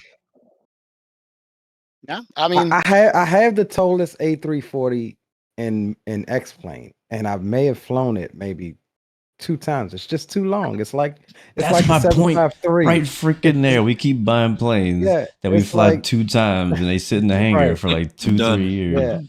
Yeah. I probably flew the A340 twice, but it was 2 long hauls, and I felt like it was worth it. Like there's certain planes that are good, but it's only taken out in special occasions, right? So you think So you're that not gonna you do p- you're not paying gonna do $80 like for a DC plane to and flying it Baltimore twice in a is worth it? 340, right? Yeah. Well, okay. $40 legs. A 340. $40 legs. Bro, that's a 340, Uber. That's like 2 Ubers. you're not going to fly that to like Miami, Atlanta. You're going to put it on a 5, 6, 8 hour flight because that's what it's made for. Because it slowly climbs off the ground, like barely when it gets up. It's a different plane. It's like so sluggish and climbs so stupidly. But on a long haul, when you see those 4 contrails behind the airplane, Oh, you it do looks that good. outside yeah. shot, you're like, yeah. Mhm. You know what I'm saying? Yeah. Yeah. I agree. I think it's Well, I mean, it is something- a specialty plane. Yeah, it's it's like just something about a 4-engine Yeah. jet, man. It's just Yeah. I think the Airsoft And- hold on. I think the Airsoft Tolless combo is going to beat the INI Builds combo. I'm saying it right actually, now. let's go around the my table. words. What do you guys think is gonna be better? Uh-oh. INI builds or Tolless on the A340? Oh, I agree with what Sherwin said in your chat. I think honestly, the INI builds one probably will be the better looking one, just because I mean their modeling. You could agree. I think their modeling team is really really good, but I think the Airsoft one might have a little bit more system depth. We'll see though. Don't quote me again on that, but I think I agree with him. I think that one might look a little bit better. Leo? In all honesty, I'm gonna have to go with my OG Tolless. I'm gonna have to go with my OG Tolless. It's been around for a long time now. Yes, you have to worry about the learning curve of him coding and everything in Microsoft. However, pretty sure he can pick it up. I just think that system wise, the Tolless is gonna win out. Any builds may look better, but system wise, I got it hands down. I got to give it to my man Tolless. Yeah. Depth? Well, I mean, I don't like. I want to say NI builds because I really like how the A350 looks and flies, but I mean, it's a new ball game for Tolless, so I don't know how it's gonna be over at Microsoft, but I would probably have to say wait till more stuff comes out, more teasers, and then see which one I'm leaning towards. I mean, I already know either way I'm gonna be buying both most likely. But probably NI builds maybe. Okay. CST? All right, so I'm gonna be a little controversial here. Do it. I'll put it to Uh-oh. you this way. No. All right, I'm gonna say the same thing that I would say for the tallest between the Phoenix. That I'm gonna say between FS Lab and the Phoenix, right? FS Lab 321 Neo that I recently tried and loving it is not visually speaking as pleasant as the Phoenix. However, I prefer flying the 321 Neo FS Lab over the 321 Phoenix. I don't know. It's something about that FS Lab Neo that's giving me that.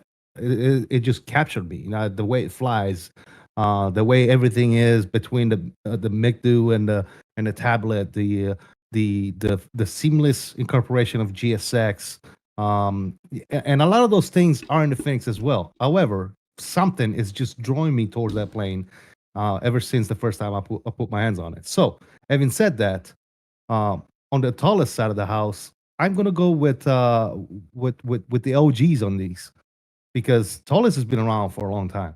Okay, Phoenix is much younger team. Now, I'm not saying that Phoenix doesn't have the experience. I'm just saying if there's one person that's gonna figure that thing out, it's gonna be tallest. And I think visually speaking, the reason why a lot of people are seeing, oh well, the textures or the plane is not as good as the Phoenix is because they're working on a different platform. That's what I think. And even on that different platform, you'll see the difference of textures and texture quality. You can see it between a plane that's been around for a while, like a Fly Factor 7.5, vs a Fly Factor 777. Fly Factor 777 looks miles better than a Fly Factor that was developed, years ago. But if you develop the same aircraft, I think what I'm trying to say, I don't think it's a texture defect. I think it's the sim that's making it look a certain way, right? I think when they apply the same skills and everything they have to develop a plane for Microsoft is going to do its part to make that plane look that much better as well. I think. Yeah, all about the That's eye my candy. opinion. Yeah. And one more thing I'll add really quickly that chat is reinforcing. Don't forget that Tolis over in X-Plane is an officially licensed Xbox. Oh, not Xbox. Airbus product. So yeah, 100%. I mean, 100%. I just don't think you can go wrong there. I mean, it doesn't get no more study level than that, right? I mean, yeah. let's be honest. And then one more person says, "Don't forget, performance is going to be a huge thing. Which one is going to have frames? Okay. frames? Yeah, There you about go. that. Yeah. Yeah. Oh, hey, that might change the equation. And I builds is frame heavy. It is. Oh, wait. Yeah, But that goes changing my answer with to everything, right? No, it goes with everything though. We say performance, but we got planes that are heavy in performance right now that we love to fly every day, right? Yeah. But but they keep getting better in that. I think any builds is doing better at optimizing the aircraft and stuff like that with performance as well. Because when the 350 first came out, let's face it, it was not that great. I mean, there was a lot of issues with the plane. But I mean, they've done what in a span of like 2 or 3 months or something? 15 updates. How many updates are we in now? A lot. So it's Probably not close like to they 20. dropped the product like some other developers and just left it and we're done, right? That's not going to happen with certain developers. And I think Thales is in that same realm. So. All right, hardware from the floor. Let's switch to hardware. Go. What do you guys think about Moza's entry into the flight sim space? They're a racing company. What do you guys think about Moza's entry into flight sim? What are your thoughts on that? Leo, did you go over to that booth? Check it out. I did. All right. It's no surprise to me. Moza,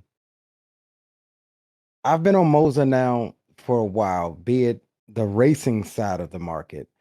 I always said that if they ever jump over into the flight simulation side of the market, they're going to absolutely kill it.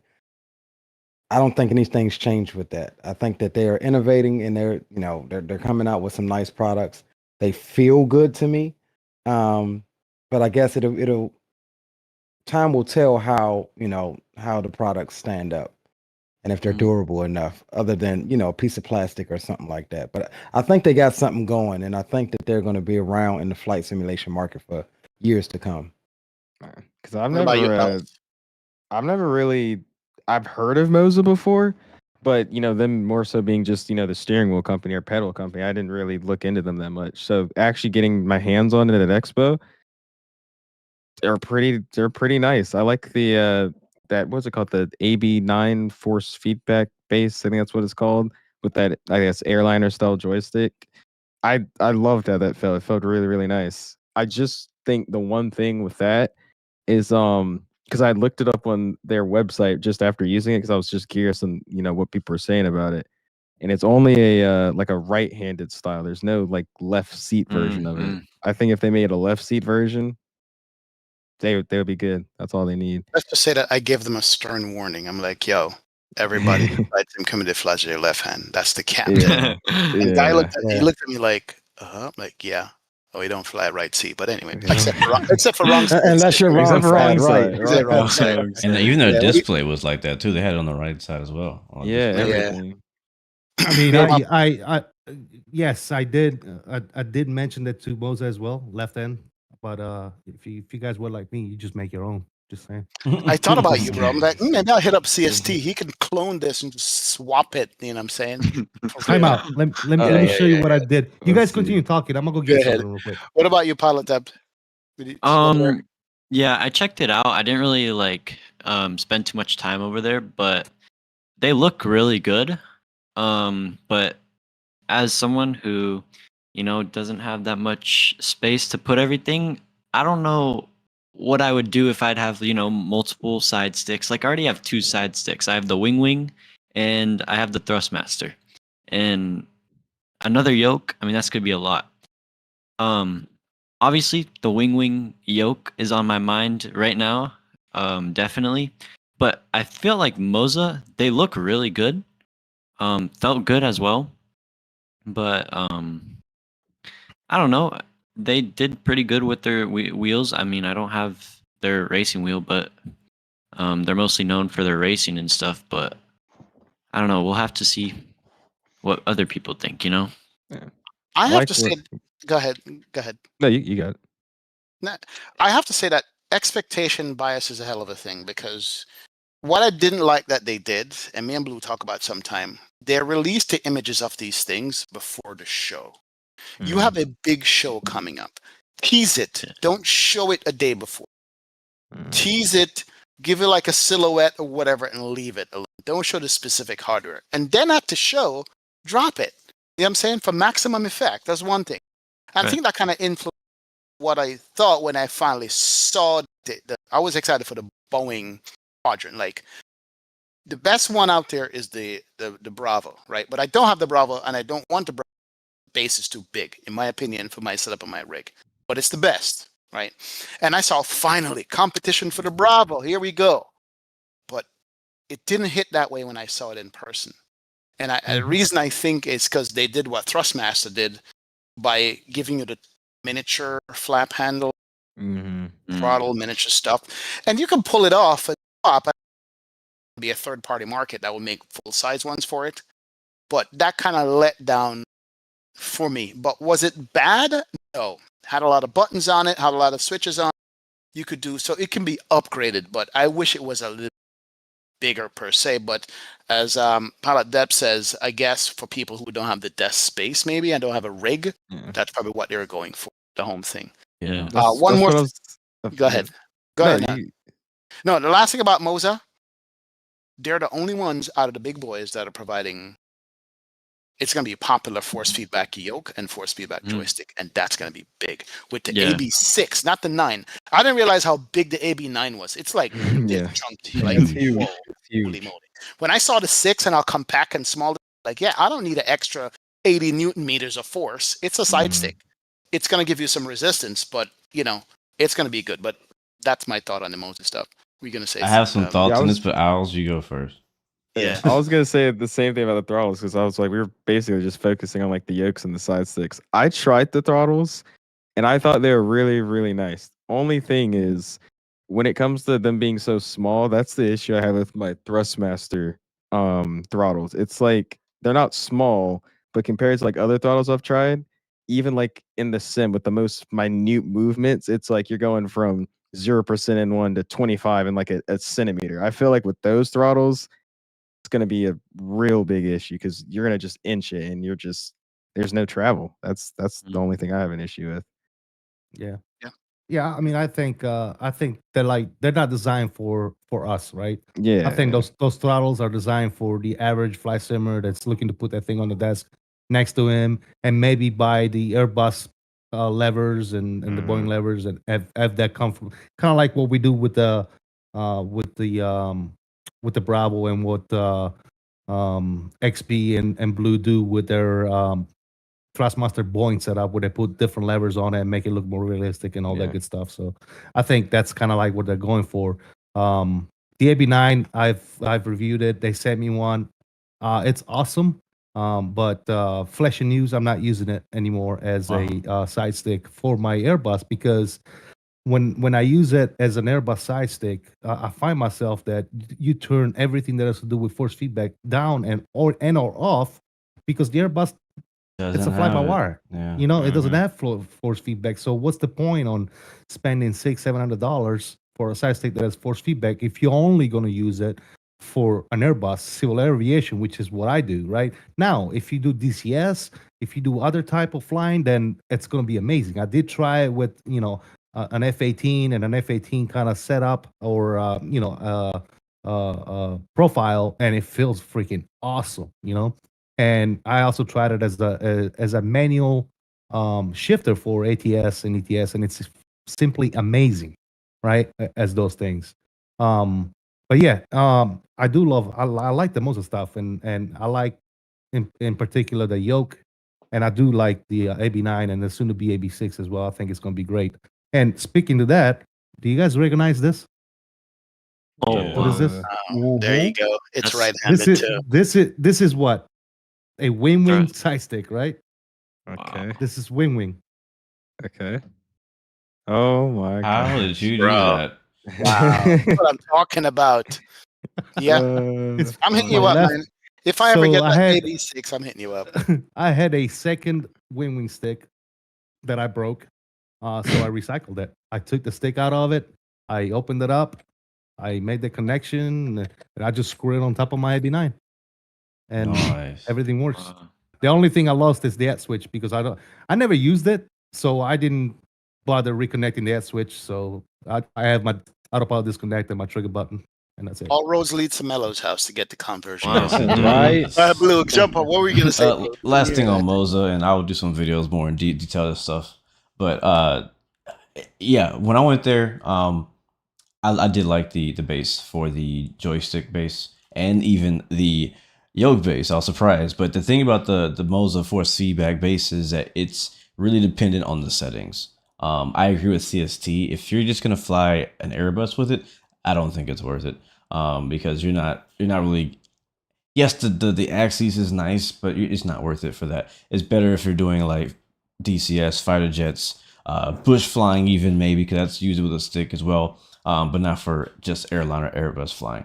And so on that note, yeah, I don't recommend it, but I love that they finally took our feedback from last year, which was making that massive base smaller for the joystick. And here's my thing. I love Moza. Big fan on racing. I wish I knew who makes like the decisions at Moza because I feel like they're confused. I feel like they don't really know what their actual target market is. And they're just like shooting shots. They're just hip firing at all these different things. Like, for example, the AB6 that XP was just talking about how he likes.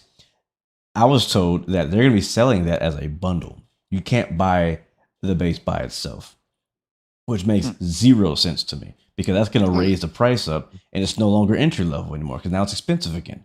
Right. And then the joystick that they're going to be putting on it, at least from as of right now, this could obviously change before release, so take this how you want, is a generic joystick that's not an F-18 grip, it's not an Airbus grip, it's nothing like specific, it's just something they made up with a bunch of buttons on it.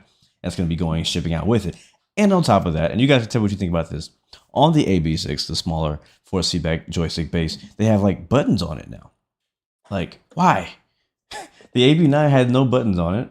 I mean, I didn't think, I don't know, maybe they're trying to like appeal to like a market where like all you have is a single joystick, you don't have rudder pedals or a throttle, anything like that. But I'm thinking like if this thing is $400-500, like you're not even like you probably already have a throttle pedal. Like you're not trying to have a throttle on your joystick at the same time because you got enough money to probably invest in a better setup. I don't know. Maybe I'm wrong about that. Anyways, moving on to the throttles.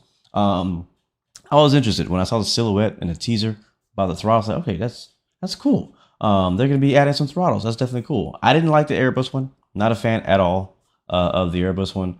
The base, I mean, it's okay. The fighter jet version of it, not a big fan of that one. I did like the Boeing one. I liked how the throttle felt on the Boeing handles for it. But that's really all I liked about the new throttles that they had. But it's just, I don't know. When I look at the button choices they put on these devices, it just feels kind of like they're scatterbrained on what exactly they're trying to create. I do see something unique. It is a different way to do it. I think it's definitely made for a certain type of person, but they had to hit the right price point. If they're trying to go for budget people, then go budget, right? Don't try to go for budget people, but then give them a premium product. They don't go together. You know what I mean? And I feel like that's what they're trying to do. They're trying to like, oh, okay, we're trying to appeal to like, casual simmers, but then we're going to charge you $700. I'm like, come on. So that's funny well, 'cause, I'm sorry if I interrupt, but my understanding is the base is one, and you can change the levers. You can go from fighter jet to Boeing to Airbus, correct? yes. Yeah. I think by default you Okay. get. I think you get the fighter jet one in the base, and Okay, then you and then you can get buy the the different levers. either Yeah. lever Okay. you I mean- want for I'm sorry. Yeah. Yeah. Micah in the chat says it's meant for entry level. So if they could knock that price down a little bit and just call it entry level, For the throttle. yeah, the throttle quadrant. Yeah. The Even throttles with are all the How much definitely. is it? How much is it, Yeah. guys? Do you I don't remember? know. I want to say if I it's got it 3 right. something. I remember It was some- between 3 yeah, and 400 maybe ish between in that 3 and area, 400. which I is a think what lot for an entry level throttle. But here's the deal: all of us sim, and at some point now, all of us either have the Thrustmaster or the modded Bravo. So we're like used to having only task specific buttons, and we don't want anything else because we're like in the the immersion. But I guess we got to think of youngsters that are coming in, and they're going to ask their parents for something buttons as possible. Maybe By the way, love seeing all the families at Expo, bro. I love it. Love seeing the families walk on the floor, coming and flying this. But yeah, it might be an entry level thing. We'll see. We'll see when it comes out, and if we get a whole, we'll do some reviews, and maybe minds will be changed on it. Because when you have bigger companies on the floor that drawing all the attention, you tend to look at everybody else with a side eye, like, yeah, that doesn't, big boy over here in the middle of the floor, talking about Wingwing. I try to avoid talking about the Wingwing conversation because they're just dominant now, and like as Blue said, you want to find out like who's making decisions at Moza, but somebody's making decisions at Wingwing, guys. Goes, they want this, we'll give it to them, and we're gonna give it to them exactly how it is. So, I didn't spend a lot of time on the Wingwing stuff, but what do you guys think, man? Wingwing, like, could we ask for more? Dude, I let me see if I can go first here. I literally called that the Wingwing Expo. It was Wingwing Expo. Pretty man. much. Pretty much. Wow. And Wow. it's and Max was like, "Oh no, don't say that." I'm like, "Hey, dude, you guys are rocking it, Hey, dude." you don't have to say But, it. We'll say it. It was a Wingwing We'll Expo. say it. Exactly, Yeah. exactly. I mean, Yeah. let's face it, man. Any time of the day, both on Saturday and Sunday, that you went up to the Wingwing booth, Packed. packed. Sardine You can. couldn't see anything, right? So, yeah, I think Wingwing is not doing. They're not doing the right thing because of what they're doing, right? With the Boeing and appealing to the average, the flight simmers, civil aviation, all the good stuff with even fighters, right? But they're doing it at the right price point to where the average flight simmer, right? The average Affordable. you don't have to be, you don't have to be like, a grown dude with a full time job that makes $100,000 a year to be able to afford, a $2,000 throttle set or a $600 McDo, right? That made it accessible to the average person, right? And I think that's what I appreciate the most about Wingwing. Now, some people might say, well, that's at a loss of quality. But for all of us that have actually put hands on this type of on their products, Feels amazing. it's awesome, right? Is it as good as Wing some Flex? of the $2,000 Wingflex or whatever, right? Maybe it's not as good, but it's as good as it is for the price, and it's gonna last you a lifetime if you take care of the stuff, right? A lot of people, I give you an example, right? A lot of people always had issues with their Honeycomb Bravos. Oh, this thing broke, the lever broke, the wheel broke. Look, I've had my thing for like 5 years now. If you take care of your stuff, it's gonna last you a lifetime, right? Yeah, That's the yeah. way I look at it, right? It doesn't matter where it's made, who makes it, how it's made. It could be plastic, it could be metal. I could get my Wingflex, McDo, and treat it like crap, it's gonna break. It's just like anything else. So it all depends on how you take care of your stuff, how much care you put into it, and I think it's gonna last you a lifetime. I've had no issues with any of the Wingwing stuff, and I remember speaking of that at last year Expo when Wingwing kind of made a stand and introduced themselves to the flat sim community. There was a lot of people out, smoking and cooking, taking my smoke breaks. And there was a lot of people literally talking nonsense. Oh, it's cheap stuff, Chinese made. I Blah, blah, remember it's that. not gonna last. Yeah. Remember that? You were there too, Leo. I remember that. I was right Oh, out it's there. not gonna. It's not Yep. gonna last. It's gonna break right away. The switches are Buttons, not. yeah, the buttons, yeah. And I'm telling those guys, I'm like, okay, smart butt. What do you think all the other stuff that's supposedly good made with? Chinese switches and parts, dude. It's all made in China. When you buy a Thrustbuster, you're thinking you're buying something that's not Chinese, but guess what? It's made in China, my dude. Yep. So from China. I don't understand where the thought process from these people come from. Like, come on, dude. But Leo, yeah, I absolutely love Wingwing, man. I can't. I won't stop talking about it. If you just tell me to shut up right now. Shut up. Don't cut me now. Shut up. Leo, did you get in the seat? Did you get in the seat time at the Wingwing cockpit setup at all? Did you get a chance with all the crowd and stuff? Honestly, dude, I'm not a huge fan at flying these things at expos. Just because it's not my setup. Those that come to my house last Wednesday, they would understand. So I really don't put hands on. Like I just want to see the products and touch the products. But as far as the sim rigs, I've flown every sim that's out there, man. I don't like the idea of sitting down, with 100,000 people behind me and watching me try to figure out, well, how do I recenter my view, or where's the toggle button? You know what I'm saying? We all have our sim set up where I know where everything is on my rig, and so I tend not to fly the rigs that they have there at the expo. It's just me though. I got you. Who else had hands-on time with the you had it pilot that? What do you think? Yeah. Me and Skyfall, we hopped into the dual cockpit that Wingwing had, and honestly, it pretty much felt like we were there in the Airbus itself, ready to go. And like we were doing captain. I was in the captain seat, he was in the FO seat, and we were doing our roles. He set the thrust, he did the takeoff, he set thrust, and then I took over. It felt good. And having the whole radio panel, the whole parking brake, throttle system, both MCDUs, the gear up lever, it felt really good. And that's the thing with Wingwing is they're making all of this, and you could pretty much have an entire Airbus cockpit for maybe around $1,500, pretty much, which is awesome. So, I mean, yeah, it was amazing. We did a nice little hot lap around Atlanta, so it was fun. Never actually put a price to what all those components would cost when you're done, when all is said and done. Yeah, maybe you're right about 1,500 for all together, and then you just create your own shell or whatever that you do. But I mean, I didn't sit in it at all. I spent too much time with my camera shoved up against all the switches and knobs, checking them out like a kid just to see if they move or how they felt. As Leo said, you're right. Trying to sit in front of somebody else's setup to fly, it's just like, it's tough. It's really tough. But yeah, I was doing that.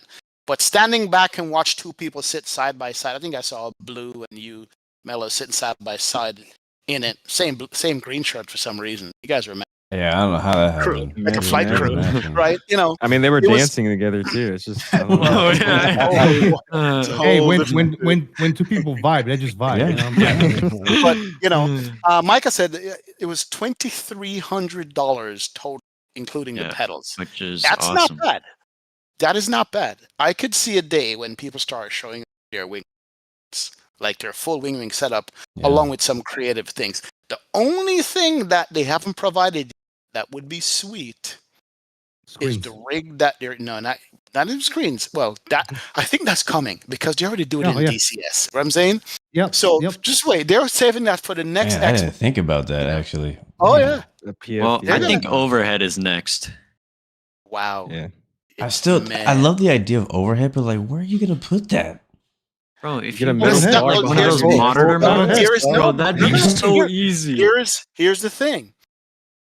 if the last two expos, they had a whole frame system built to drop everything in, and the only thing I was missing is the blank panels that you yourself. If they came out with a frame and say, "Hey, you got all our equipment, we're just going to give you the 320 frame. Here you go. Go home and assemble this yourself." You think Oh, people that's won't not pick part it of up? the chair, the next level racing chair. Absolutely No. not. No, No. no, no, no, Oh, no, I thought it no, was. not even, No. no, bro. Okay. That's a No. whole the center pedestal between you and the first officer. Really? Whole Completely metal custom made by construction. Wingwing just for the show. Oh, okay. Exactly. I Yeah. thought it was part of the next level racing thing. But so I yeah. think that's gonna be a thing that's gonna be you're gonna Oh, be able yeah. to buy from Wingwing 100%. And Yeah. going back to the overhead panel, Blue, VESA mount, dude. VESA mount, just like a monitor Yeah. overhead. Yeah. As a matter of fact, they had a VESA mount on the gear up panel. It was a VESA mount. Was it that? No, it was something else. That yeah. was aluminum, yeah. Yeah, it was aluminum. So, you know, they are hitting their stride hard, XP been and they're cutting out a not bit. stopping. Sorry, cheap I microphone. have a Go ahead, question Leo. in reference to some other Wingwing stuff. I don't know if you guys have a segment on it or not, but the force feedback yoke. Did you guys try that out?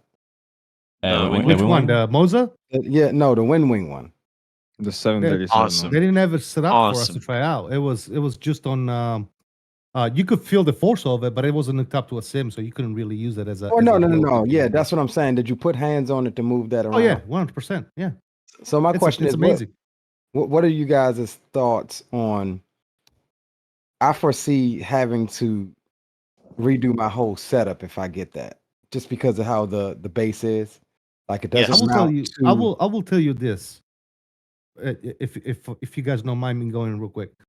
Go ahead, man. If they could have came out with something that had the same form factor as the Thrustmaster and just put force feedback in it, yeah, which I think they could very much do, right? Considering you have a AB6, right, and that's force Yeah. feedback. If you could put those motors in the front of a yoke of a size factor of a Thrustmaster yoke, it would be a winner for any day. Bro, of the that'd week, be right? a no-brainer. in my opinion. yeah. Now, yeah. that particular yoke, I don't know, dude. Yes, I find it hard for us simmers. You know, you mount that thing over your pedals, you're gonna have to leave it there. So whenever you fly an Airbus, even if you fly an Airbus, you're gonna have a yoke right in front of you. So I don't know. Maybe it's something that you could work out to where if you move your chair closer or whatever, you got your yoke, and you can kind of move farther away a little bit when you're flying a Airbus. I don't know. We'll have to see. But yeah, I can feel your pain though. I understand what you're saying. I think that we're excited about that Moza. I think they call it the Super Taurus Massive Yoke, but I think in all reality, most of us are not going to use it. The reason I say that is because, like what Leo is saying, you're going to have to completely change your entire setup, and I think this is really made for somebody who is going to make a dedicated Boeing setup. Like, because for one, if you saw how large that thing was, like you can't fit. You said the Moza. I'm sorry, you said the Moza? No, this is the Wingwing. Wingwing. The Wingwing, right? Okay. I thought I heard you say Moza. I might have said Moza. Yeah, you did say Wingwing. Moza. My bad. Wingwing. I'm talking about Wingwing. The Wingwing, how massive it is, right? It takes up so much space. You can't fit the Thrustmaster TPRs underneath it. You can't fit any other rudder pedals underneath that, except for the Wingwing rudder pedals. And so you're gonna have to have with the Wingwing rudder pedals, which is not a big problem if you want that, but you're not gonna move out of the way to fly Airbus. So I think that's me mainly for somebody like the way I see that Boeing one is kind of like those GA cockpits with the big G1000s on them. Right? I mean, like you're not gonna go flying Airbus with that. You're not gonna go flying even a 737 with that. Like that's dedicated. Like I do GA, I fly this type of plane, and that's it. And I think that's kind of more of what that particular thing is made for. But to CST's point, I see that there is a massive gap right now in the market where if somebody could produce a yoke that has the like the Moza force feedback style like motor inside of a Thrustmaster, desk mounted yoke, I think that will be the better way to go for the larger. Pendular, though. Hey, Pendular, of Thrustmaster, course. Pendular. Yes. Pendular. Are you listening, break. Thrustmaster? Thrustmaster, are you listening? Let's go. That's going to break the Everybody's market. listening. Hope everybody's I think it will listening. break the market. Yeah. Yes. I don't think Thrustmaster is listening because they haven't been listening, Yeah, listening to us for the past 2 years. But I wasn't haven't gonna be gotten the there one to say it, but I don't know. I would just leave it there. I don't know. Well, screw it. Let's go. Thrustmaster- Let's move on. Thrustmaster. All right. Well, Yeah. I think that Wingwing between Wingwing and Moza, they're done. That's what I think. Unless they come out, they didn't come out with nothing this year. Unless they last year. come out with or last year, unless they hit it hard between here and Minneapolis, I think they're done. I mean, I looked over there one time and I barely saw anybody at their booth. So, I'd love to see them make a comeback in the game, but whereas we thought the quality on the Boeing yoke here was top of the line when that was released, and it was our first pendular yoke system. It's been doing great for me. I think the bar has been raised now with companies like Wingwing, with companies like Moza, coming into the market. And like to Blue's point, if somebody can develop a pendular yoke system on a mount like what Wingwing has for their combat flight sticks, I think that'll do it. I like to see Thrustmaster do that, but I mean, maybe we're just holding our breath at this point. First of all, I'd like to say, how dare you, Blue, say that they didn't come out with nothing last year. I like to remind you that Thrustmaster came out with Spaceship 6 something last year. That was like 2 months ago. Which was a huge hit, by the way, in the spaceship community. They did a lot smaller than the flight sim community.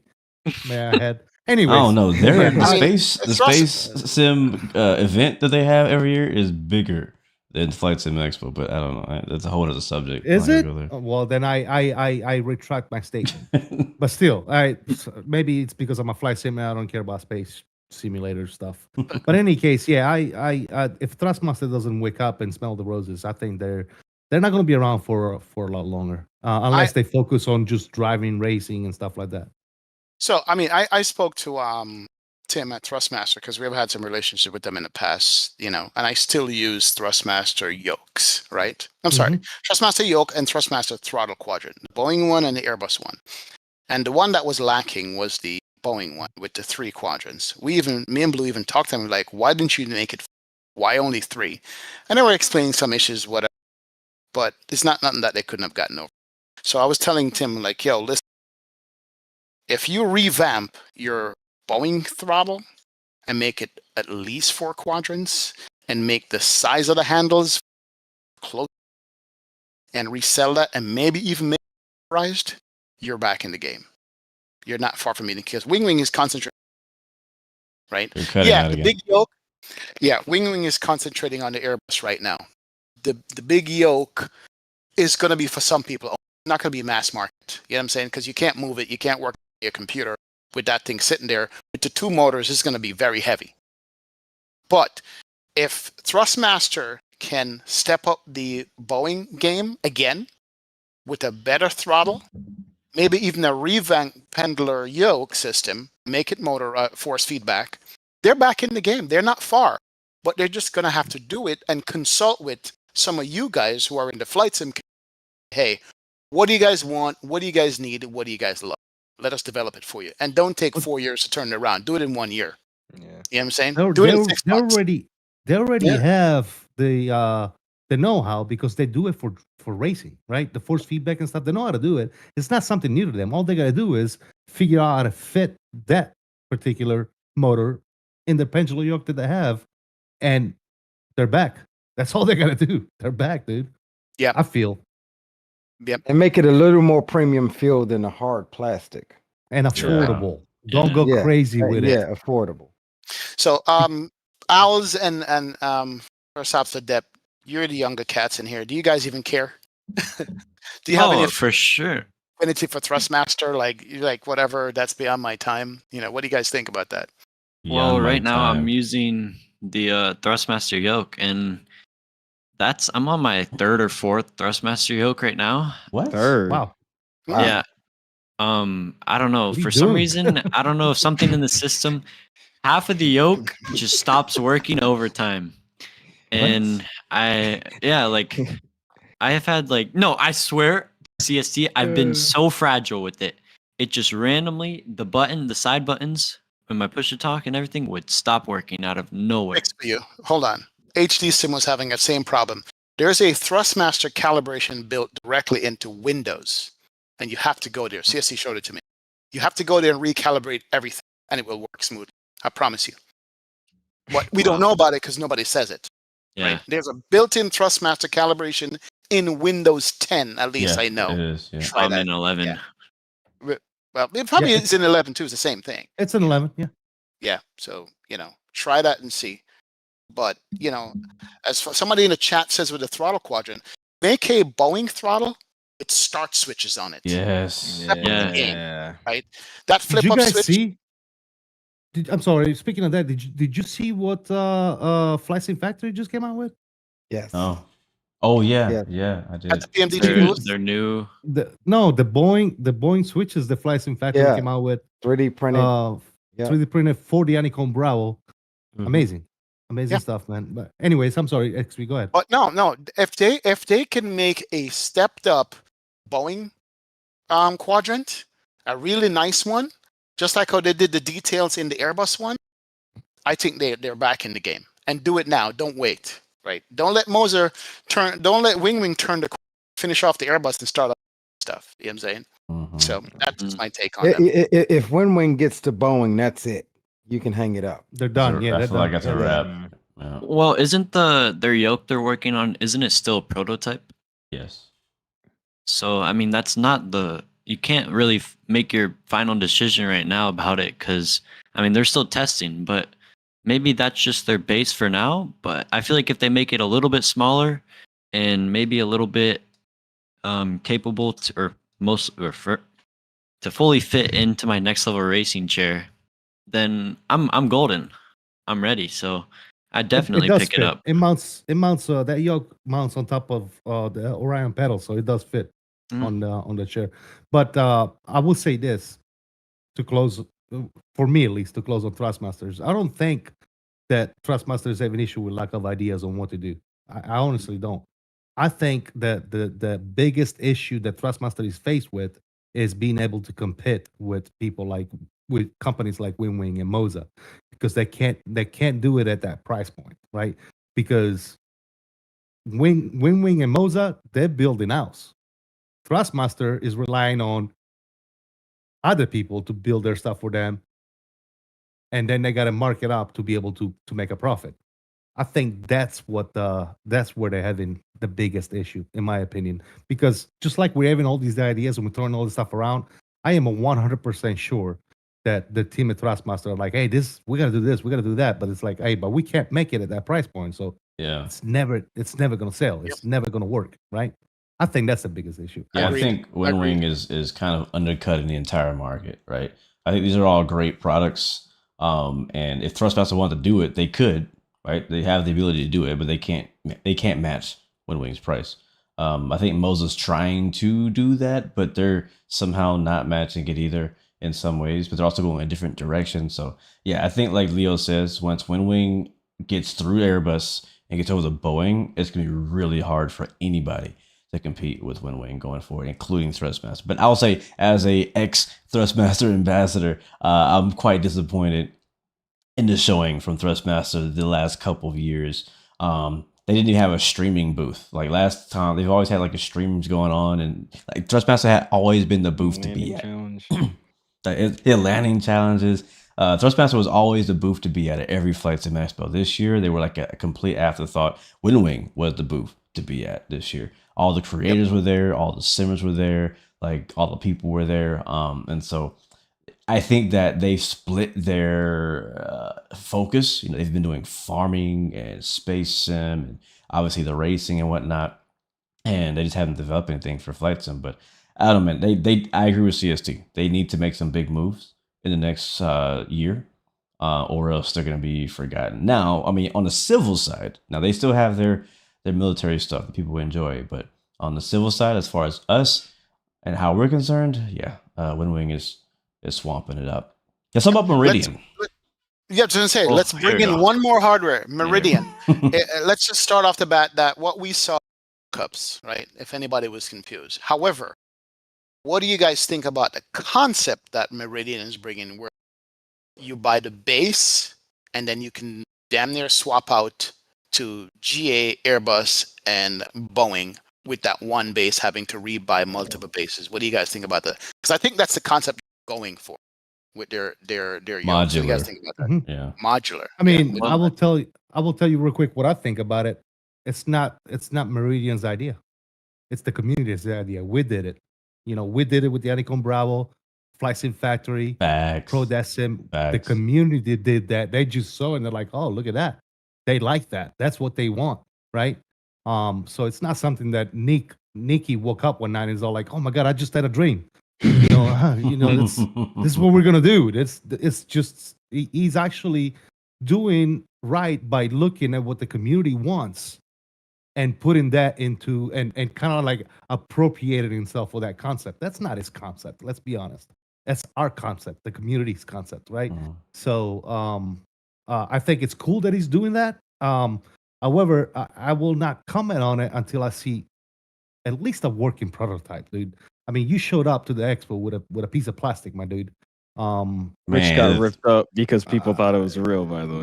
And I do tried to move appreciate the fact throttle. I do appreciate the fact that he's bringing on board people like Donnie from Flight Sim Factory to help him out. I think that's a win. But at the same time, like I said, as much as I do trust Donnie because I work with Donnie all the time, I can't say that I really trust Nikki, dude. I don't know. Wow. I'm gonna wait and see. But until you bring me something that I can put my hands on and try and I see and feel and look at it working, it doesn't excite me anymore because I fell for that before. I'm not gonna fall for it again, right? I'm not gonna get excited over a fake throttle set that you brought to the expo. I agree. And I have to piggyback off of that. I agree with everything you said. And I love Nikki's passion, right? And his drive and his vision and whatnot. But he has not proven in a long time that he can actually produce and execute a product, right? In the last 3 to 4 expos, he's shown so many new cool concepts. And I mean, the freaking rudder pedals barely came out. Like, you know what I mean? And so, but here's the thing. I think a lot of people were excited about the Meridian. I might be maybe against the grain on this. I'm kind of not. I like the modular concept, but like at least the prototype he brought and having all the screens on there and stuff like that, I was like, I feel like it's a bit overproduced. If this makes sense, like there's a lot of crap on that throttle. That Huge. Are you saying that it's more for a niche market, mass market, perhaps? Like there's some people who have limited space and can't put a Wingwing autopilot panel up on their desk plus a keyboard and all this other stuff, but you can get one thing in front of you that will have all of it. I guess it works for that. Maybe? That's a good use. Okay. I'm just thinking like the screens. Like I think Martini in our chat was saying that like the screens are so small. He's an older guy. Like how is he going to read anything on that screen? My thought was like, when am I ever going to look away from my monitor and look at the Meridian screen, right? Like to make a change. And so I think it's all great concepts, but in some cases they don't seem practical. I love the modular concept, being able to put things in and put things out magnetically. So we'll have to get our hands on it, have a working version, and see how it actually plays out in the end. But right now, I'm with CST. It's like I'm not really too excited until I get a working version. Anybody else have anything to add with that? Owls? I would say it's about the same. I think I agree with like what Mike is saying in the chat. Like it's, in my opinion, just completely built for people that don't have the space to put the full Wingwing stuff on your desk. Me personally, after looking at it, I think it is pretty cool to have, but I would prefer having my whole Wingwing and my McDoos and all that just full size rather than just the little one on my throttle. That's just me though. What are you, Pilot Depth? What do you think? Well, be honest. I'm gonna have to say I disagree. There you go. I'm looking forward to it. Nice. Obviously with having the Bravo right now, I feel like it's a huge step up from that, knowing that you get the GA, Boeing, and Airbus, and you get, even though you get an entire autopilot panel and stuff, and I already got the whole Wingwing set up too. So I don't really mind it because the Bravo already has its little autopilot down below, so it's a little bit of an upgrade too. But another thing that pretty much got me really looking forward to it was, if you notice, like for the GA one is, and I fly a lot of GA as well, so all their GNS GPS on that screen too was pretty unique, because having that on my side, and instead of swapping out my big Airbus one for just a little GPS down there, but all of it down there, I think it'd be pretty cool. Definitely an upgrade from my current Bravo throttle, and so I'm looking forward to it. Plus, I don't know if he mentioned it to you guys, but they do plan on motorizing it later on. Oh boy. I did hear They about did that. mention it, yeah.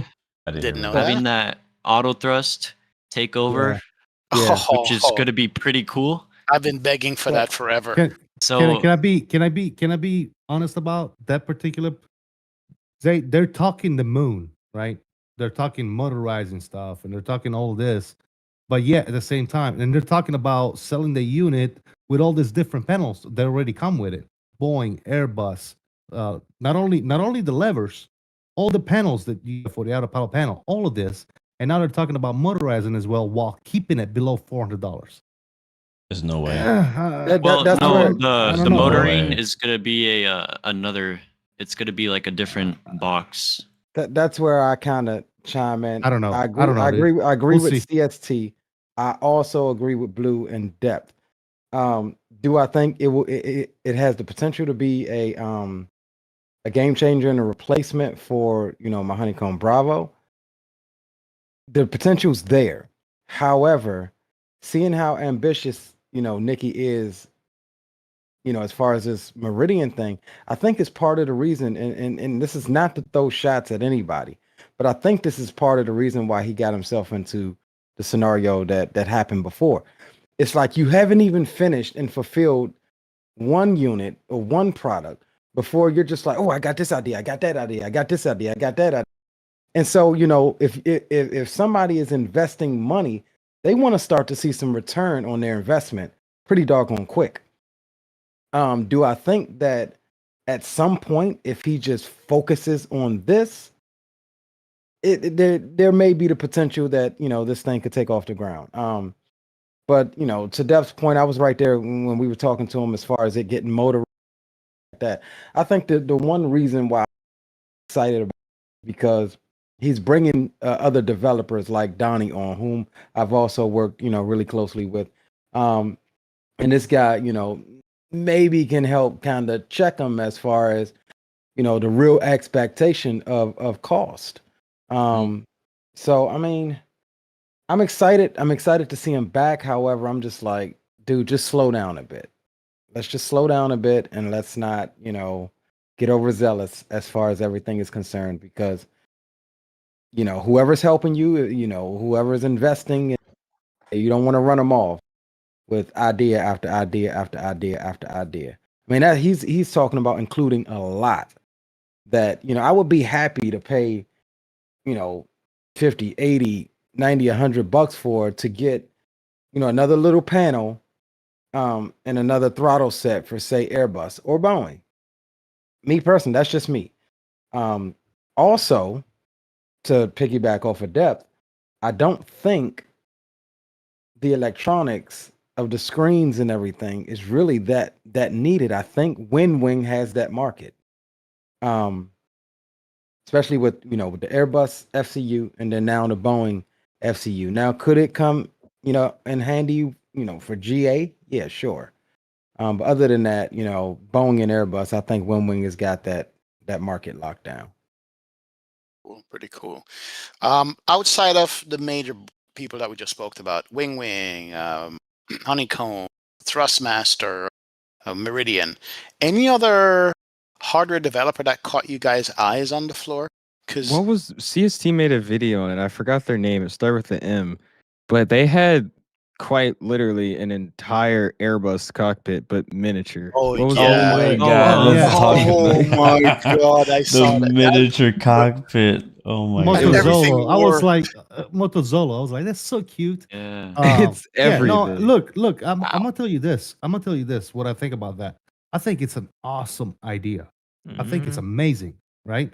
If they could do something like that and price it less than a full size cockpit, I'd be on it, dude. But they're asking like $5,000-$6,000 for it. Yeah, it's still Mm-mm. expensive. Now, Yeah. I think even at that price, I think there's still a market for it. But I think if they could figure out a way to maybe not use the Pro Sim license, which costs money, if they could figure out a different way of doing it and coming down extensively on the price, I think they'd do a lot better than what they would do with a $6,000.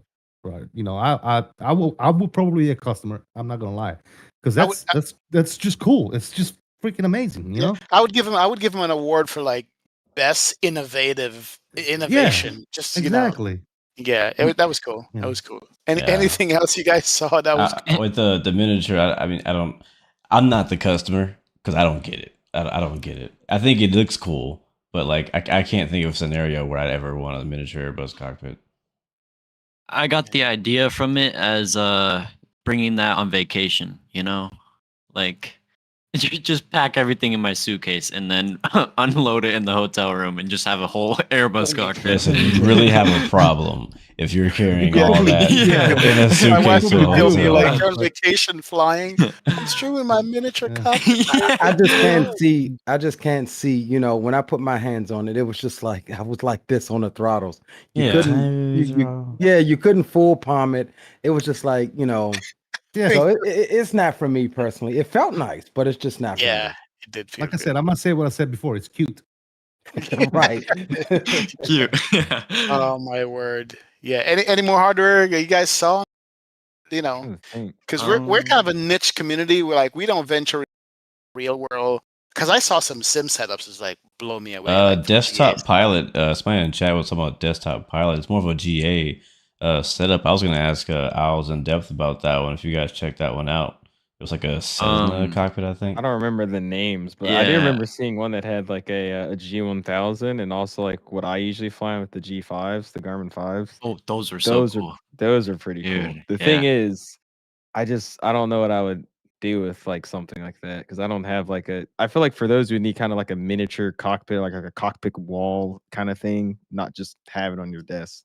They're really cool though. It's just Yeah. I don't see how I could use it. Yeah. One that actually stood out What to I did- me was over in the back near VATSIM. I don't know what the name of it was, but it's like a TBM cockpit. Did you guys see that one? Oh, yeah, I tried yeah. that Oh, out. yeah. Yeah. That one You said a was sick. TBM cockpit. Yeah. Yeah, the whole Trooper and I flew on that and got some footage coming soon to the channel. But Trooper and I flew on that. But the thing about it was kind of falling apart. So Was it really? I don't. Yeah, I don't. Like the yoke came off on him, and he was like, "Oh, I didn't break it." Oh my god. And the guy was like, "Yeah, I know. It's kind of messed up." And I was just like, it's "This just really?" broken. Yeah. What's funny is so- that booth, he was only settling the throttle. Everything else he just custom made just for the Yeah, heck that's of it. crazy. Gotcha. Well, that's Oh, crazy right. because the yoke was actually TBM-ish. I mean, it was a nice Well, yoke. It yeah, the felt- yoke was actually, I believe it was The a trim Bruder. reel was pretty cool too. Oh yeah. Oh yeah, it was. It was, and then it had an auto fuel selector switch. It was like automatically Yeah. switching. But yeah, I believe the yoke was Yeah. a Brunner yoke, but he custom built the actual like padding around it to make it like a TBM. Okay. which He was said dope. he 3D printed it. Yeah, he did. He did. Yeah. All right. I mean, All I don't think anybody's mentioned Scholarkey. Scholarkey. The only thing with Scholarkey is like Jeez. 1% of the flight sim community, right? That's something that Yeah. 90% Oh, of the people who do flight simulation. I can't met even somebody touch. who bought it, by the way. Yep, me too. Yeah, I know the man, guy he who bought ran the whole Right thing. through the door. Oh yeah. But I will Like, I will say this. We didn't mention PUR career as well, which Oh, that's right. I stand heavily on their CDU V2. I love it. I use it all the time. Yes. The it's just so easy, man. You just swap that faceplate. You can go from plane to plane, and they're Yeah. coming out with a lot of cool stuff as well. That is very approachable by your average flight sim. And light Yep. panels and Yeah, that's cool. G1000s and the GNS. I And think it's absolutely affordable. fantastic. And affordable Yep. at that. Affordable, yep. PU Air Korea came in the market, and now they're at Expo within like Yep. eight months, Yep. and they have stuff to show. Like Mhm. if you want to invest in an FMC that you don't want to have to unplug and put a new one in, you get their FMC stuff. It's more expensive to start, But anything over 3 plates, you're at the same price, by the way, if you do the math on it. So you can now have your Airbus, Boeing, your 777 specifically, your MD-11, you know, your CRJ and all that stuff. If you're one of those people like, I don't want to, and you can spare the space on your hard graphics card for the HDMI connector, it works. Also, X-Plane, it works with everything in X-Plane that that software works with too. You know, and they have the second lighting panel now. The first one we got is, but I like the individual specific ones for the Airbus and the Boeing, because those are just quick switches to put right up on top of your TV. If you want to reach up and touch it, click, click. You can look up and see if the light is on or not. So thank you for bringing that up, CST. Don't forget PU Korea. Absolutely, absolutely. Yeah, I think they're doing great. Yep. I got a message by text message, and we're gonna probably jump into some software devs now. First one is Bluebird. Anybody saw it? Impressions of seeing it being flown around, and also did anybody ask a question? 2024 at drop. Or say that again. You get cut off. Yeah, you cut out. Yeah, man. I think my internet connection is bad. All right. So, anybody flew the 757? What did you think about it? What do you think about it graphically? And did you talk and find out if it's going to be available in 2020 or just 2020 to begin with? I forgot to ask that. Dang it. So I got to see it. I got to fly it. It felt amazing. It looked amazing. It sounded phenomenal. Some sounds needed to get fixed, like the actual, 40, 50, 30, that type of stuff. Some they actually said it as well. They need to fix on some sounds, but it sounds great. And yes, it ends fine, and flying flies great as well. And I did ask the question after I flew it, talking to one Shervin, yeah. It's not gonna be out right away for 2024 as well. It's Come on, Sherwin. 2020. Come on, Sherwin. It's gonna initially drop for 2020, and then it's gonna come to 2024. I think they should probably rethink that.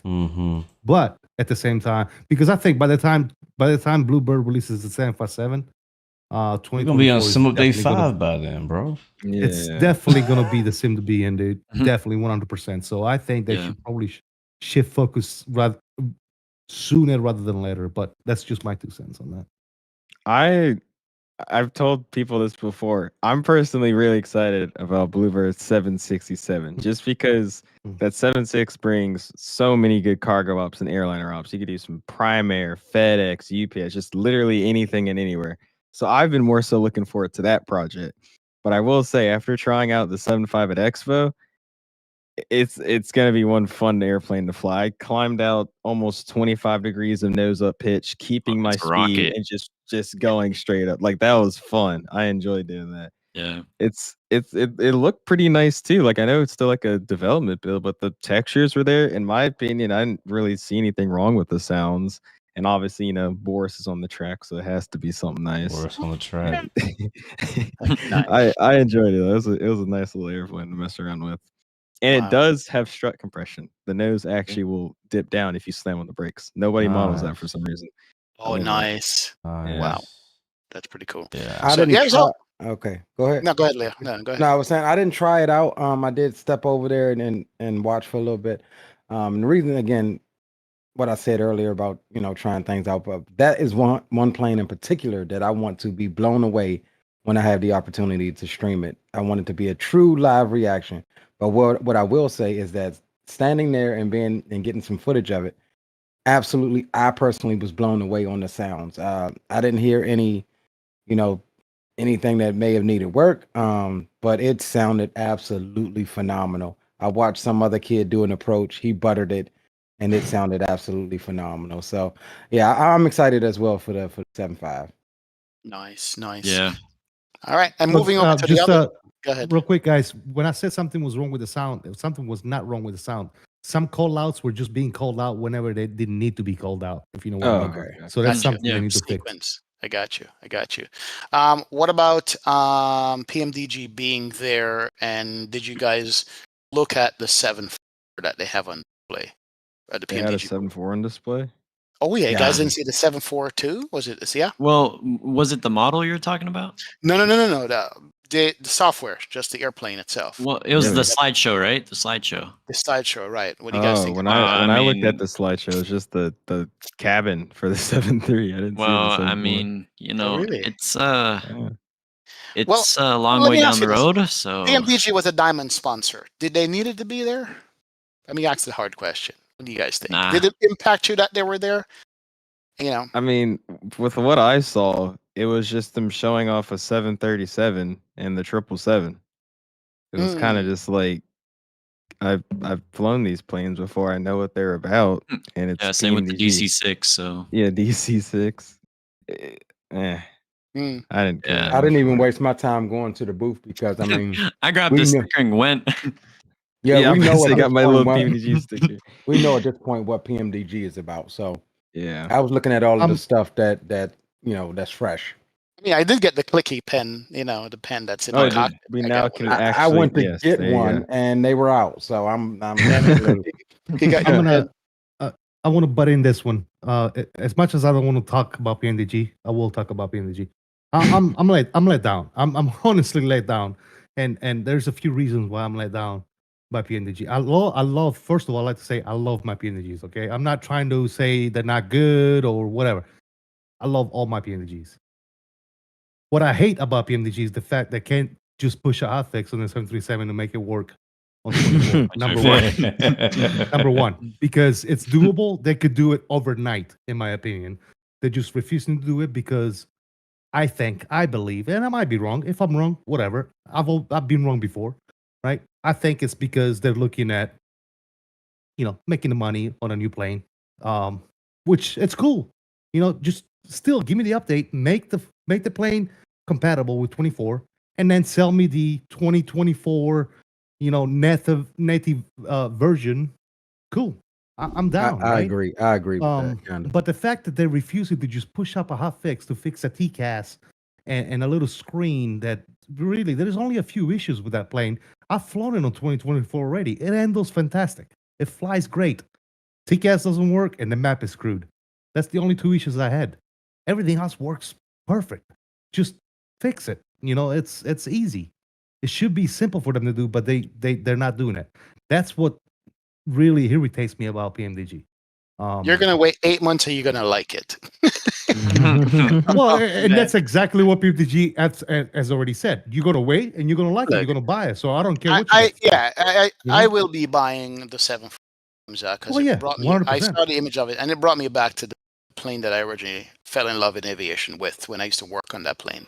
Right, I'm gonna buy it, but it's bittersweet because, as you said, I builds bred out the base A300, which I have that works in 24. And if you wanted to upgrade to the higher model, you did, and most people did. Most people goes, I want the goodness of the good. I'll pay my extra 20, $30 for it, and they Mhm. could do that. And so I did stop by the booth. I didn't say hello to everybody. I looked at what they had. I was like, okay, it looks good, but it's like that was it for me. And I'm thankful that they are a diamond sponsor, Flight Sim Expo. Flight Sim Expo need the sponsorship to keep this thing going. But I was like, okay, you know, other people feel differently because he had a lot of people asking to him, which is good. So from a show perspective, hey, they filled out a space on the floor, but personally, that 737 burned me up big I time. felt like with what they had to offer at the booth, they should have been again on Friday doing a presentation on stage because all they Been a video. they've been promoting leading up to Expo. Oh, come to our booth. We'll show you the new 747. We're thinking we're gonna see like how Bluebird did it, how A220 did it. We can actually see it in action in the sim live. And it's just a slideshow. I'm like, that could have been a forum post. That could have been a Discord post. That could have been, on Friday you could have shown some stuff. But like, I don't know, I feel like I wish they would have did a presentation on Friday and kind of broke down, showing what's coming up next. Show the screenshot of the 747. What's special about it, right? Show, what's special about the new 777 about to drop, the 5th version of it, right? Talk about the Max, whatever. Like, I don't know. That's kind of what I was expecting, I guess. So yeah, I wasn't very impressed by PMDG's booth this year either. Not Gotcha. really. You know who I wish could go to Expo? iFly. Yeah. Yeah. Who And said show they us weren't there? and yeah, It shows what? and drop us But yeah, show us a that was seven. Show us that a was what I was about to say. 787 that they might have in development. Can you imagine, bro? Blow us Like, away. what? What? Wait. Are we starting a rumor over here? Yeah, I'm starting a big rumor. That's a rumor. Honestly, XP said that would be there's a the 7-8 best. coming out. That would be if iFly made a 787, it would hit hard. We need Yes, the I Max mean, 9 first. That's all honestly, I want. Give me Max 9 Kevin first. in my chat just said it too. Phoenix. Where the Phoenix heck could were be they that at too, at right? Expo? They could have showed us some Neos. Yeah. See? Mm. See, Big- like big one. this Go is ahead. the stuff right here. We were talking about kind of reversing back to the beginning of our stream. We were talking about Friday and the announcements. This is the stuff we want to hear about. What's going on with Phoenix? What's going on with iFly? What's going on with the future of PMDG, for example? Like stuff like that. Not Yeah. hearing about I don't know, what we did hear about. Like I know that they're paying for these slots, and PMDG may not want to pay for the slot, or iFi may not want to pay for the slot. But like that's what I want. As a to sit there for 5 hours, I would sit there for an hour and listen to Phoenix break down what's Not happening. fired. Marsh says, shout out to PMDG. They showed and Microsoft Flight Sim didn't. Yeah, True. We should That is go true. around I mean, and say they have a That point. is- I mean, that is true. On deck, can I ask you guys a question? Let's go On there. deck, Right. what would you think? What? the reason why they didn't show up. Yeah, why?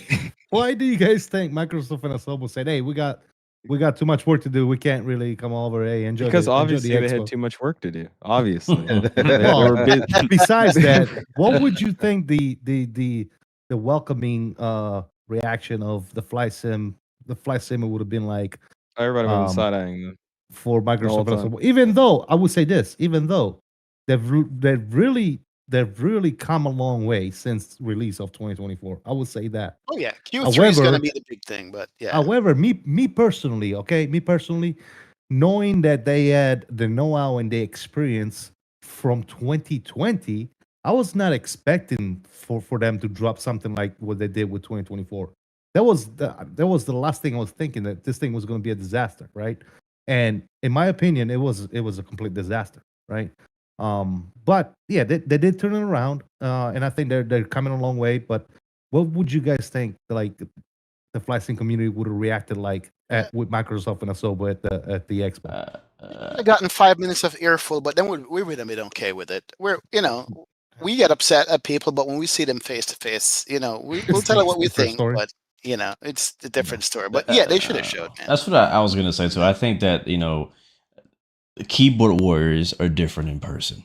You know what I mean? Sure. Right. Yeah. I think obviously the topic when it came up is just no shading it, right? It was a horrible release. They know that, they've admitted it. I actually think it would have been more beneficial for them to be there at Expo, because they could have did some damage control and fixed their name and made it better. Like, I think people would have came to 24 actually hearing, like, I want to hear from Jorg, from the people who make the game, admit to us face to face that they made a mistake and what they're doing to fix it, right? Because that's what they're doing. Like CSC said, right now they've come a long way. Sim Update 3 is gonna be freaking fire, bro.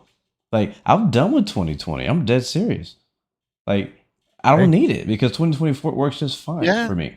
And for a lot of people, that's happening. And we're in that transition period where it's getting better. So, I mean, if they came to the show and broke down what the roadmap was, and it's just different hearing it from the developers themselves of what the heart of the game is, or the sim is, and where you're going, what you're working on, what you're doing to fix what was wrong. You know what I mean? X-Plane did it, obviously, where they, well, not really this year, but talking to them in person, on the stage, or at the booth.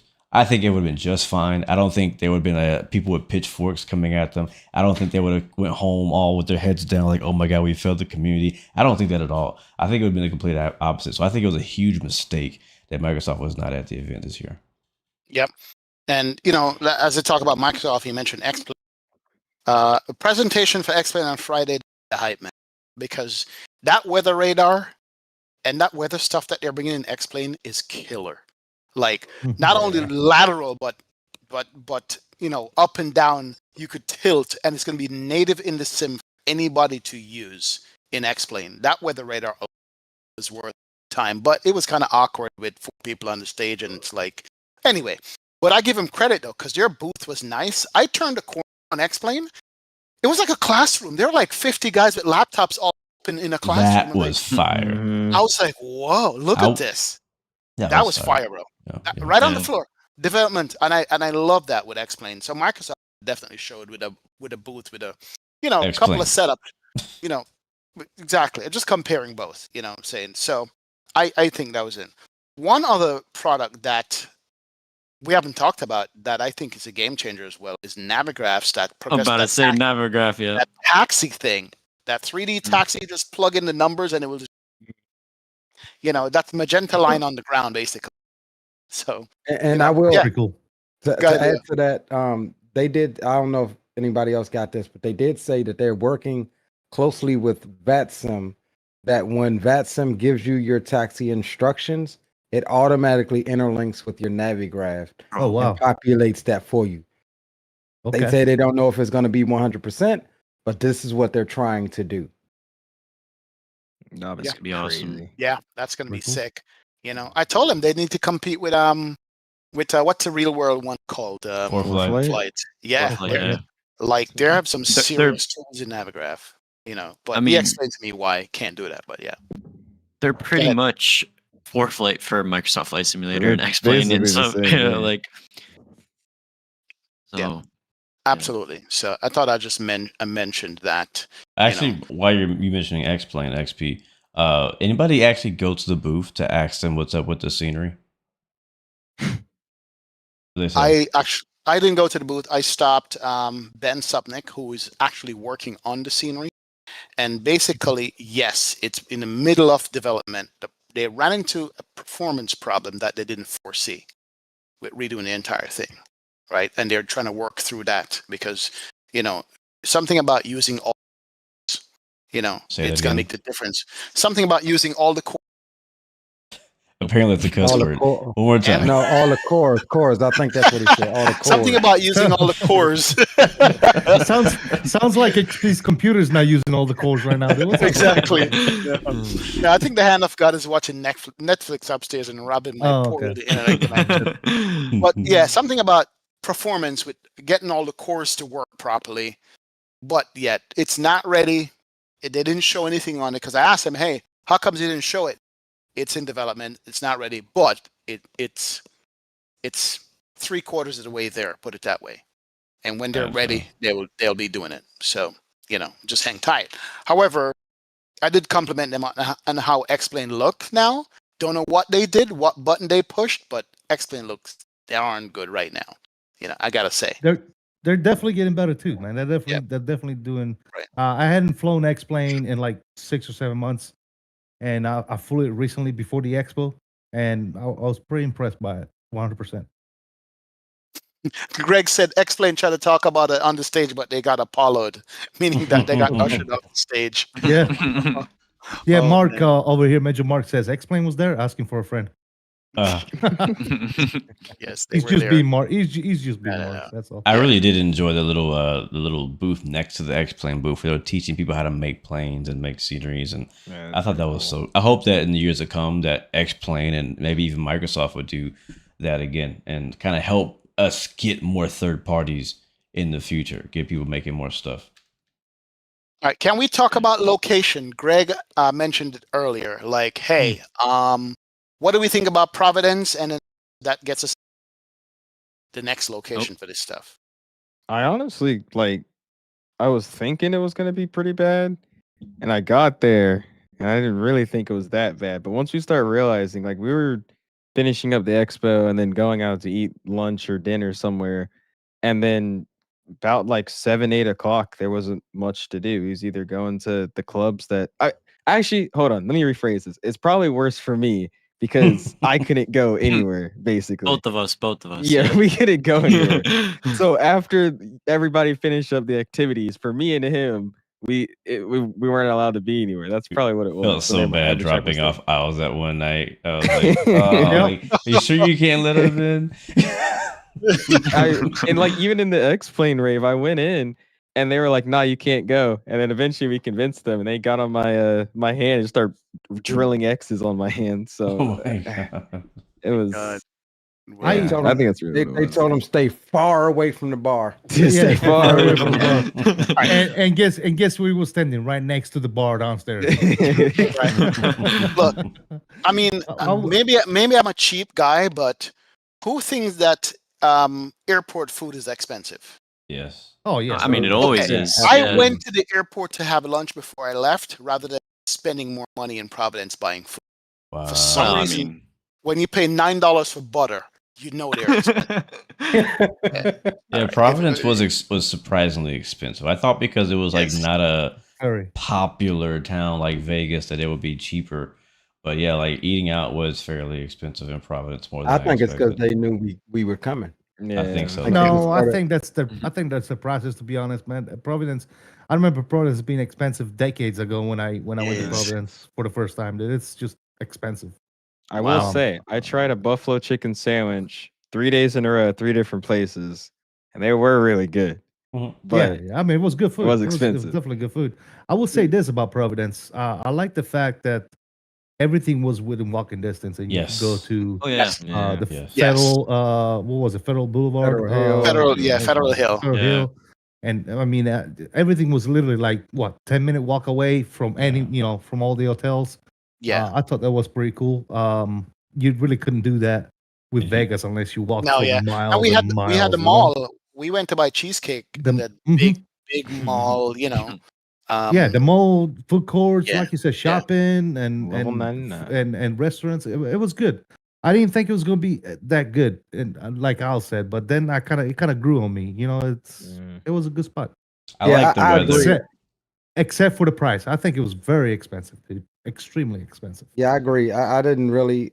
The fellas will tell you I wasn't too excited about it being Providence. I'm like, who's going to Providence?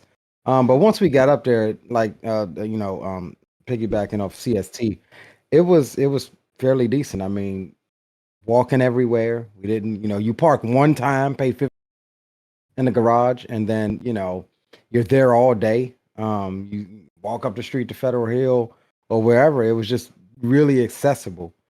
I personally didn't think that everything was super expensive, but who am I to judge anything over over the weekend? So Mhm. I mean, I guess it Yeah. depends on where you go, right? But when you go Yeah, to a yeah. place that charge you $9 for butter, that's We're pretty done. expensive.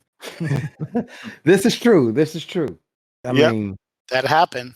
That did Yeah, happen. the first night I was there, we went to a restaurant with Mark, and I think my steak alone was like $77, 8-ounce steak. Dang. Yep. oh So, yeah, no. it's Yep. Where'd y'all pretty go? And That's- Yeah, and I go to Miami. I live in Miami, which everything in Miami is expensive, and I was paying prices for a regular restaurant that in Miami it's up there. You know what I'm saying? So I was like, interesting. But anyway, so yeah, New- it's all new relative. location, Mm, MSP, Minneapolis. Minneapolis, the MSP. home of Delta Airlines. I think we're all Yeah. going to be flying on Delta. I was about to say, Oh as yeah, a, oh yeah. as a big Delta fan, my Oh, goal here you go. here, because Uh-oh. I love airplanes. You know what? We all do. So my goal here is I'm going to connect through Atlanta, the good old hometown Yeah. that I miss, and then go from there to MSP on a 350. That's my 350. goal. I knew he Yep, was yep, going to say yep, that. yep. That's my goal. I'm gonna think try and get everybody's it trying to back do to that. back from Orlando, Atlanta, Atlanta MSP, 8 Yeah, to they'll 50. be running those Yeah. too. Yep. I would probably do the same if I was younger, like Al's, and just aspiring to fly in a 350 that he's probably never flown into. But I've flown on those type of planes I had a multiple different- times. I really Yeah. don't care. I had a right? different I'd rather fly direct. Yeah. I want to go on I already checked my flight, Fort Lauderdale to Minneapolis, but I want to be on a 757 again. I haven't been on a 757 in a long time. That's what I want to be on. By that time, Hopefully Bluebird we have will the be Bluebird. out. Yep. Exactly. I want to get one of them 757s up to Minneapolis. That's what I want. Rocket ship. Oh yeah. It's a unique plane, man. If you never flew on a 757, I hope they don't die out, and they will. 321 is going to replace them, but the 757 is special. That's what I want to fly on. Yeah, we flew think- on one a couple years ago from DCA to LAX. That was really nice. Yeah. And it was a Nice. non-wingleted version of the 7.5. Old school 7.5. Delta, Ooh, yeah. nice. Right. Wow. But I then, think. Go ahead. I'm go sorry. ahead. Yeah, no, go ahead. No, I was going to say about the location. Yeah. I'm excited about the location itself, probably because it's one of those places that I have not been to yet, Minneapolis. Yeah. So Same I'm here. excited to go check out Minneapolis. Yeah, I had been to Providence before. I've been to Vegas. I've been to Texas. I've been to Orlando. I've been to San Diego. So it's one of those things like, oh, why again? Why that place? But Minneapolis, never been there. So I'm excited to go check it out. Yeah, I do mean, kind of. Go ahead, XP. no, I was gonna say I've been to Minneapolis before. I actually laid over like 5 hours in the airport. I was doing a connecting flight, and I actually left the airport doing my connection time. Took the train to Mall of America, hung out in there. They had like a big Megatron statue in the mall. It's huge. Then went back to the airport, all on the train. And the buildings downtown. But I would love to go back just to see it. But go ahead, Leo. I don't know. I think I'm getting initial Providence vibes as far as the. boy. No. When I say that, I'm saying like I'm not really overly excited about MSP. Never been, but not really overly excited about it. So we shall see how this one goes. Yeah. I mean, Well, shout isn't out it- to Flight Sim Expo for making us see America, places that Yeah. we Yeah, never yeah. go to. Yeah. So it's interesting. What do you guys think about the possibility of going up to Canada? I wouldn't mind it. No. If they can no, swing Maple that. syrup. No, Crody you for thought Expo? Providence? You thought Providence was expensive? Yeah, Hmm. Montreal's Yeah, expensive. go to Canada and then tell me how expensive Toronto's Providence was. expensive. Yeah, it Yeah, is. no. Yeah, and Definitely not. yeah, Canada is a little different. I don't know.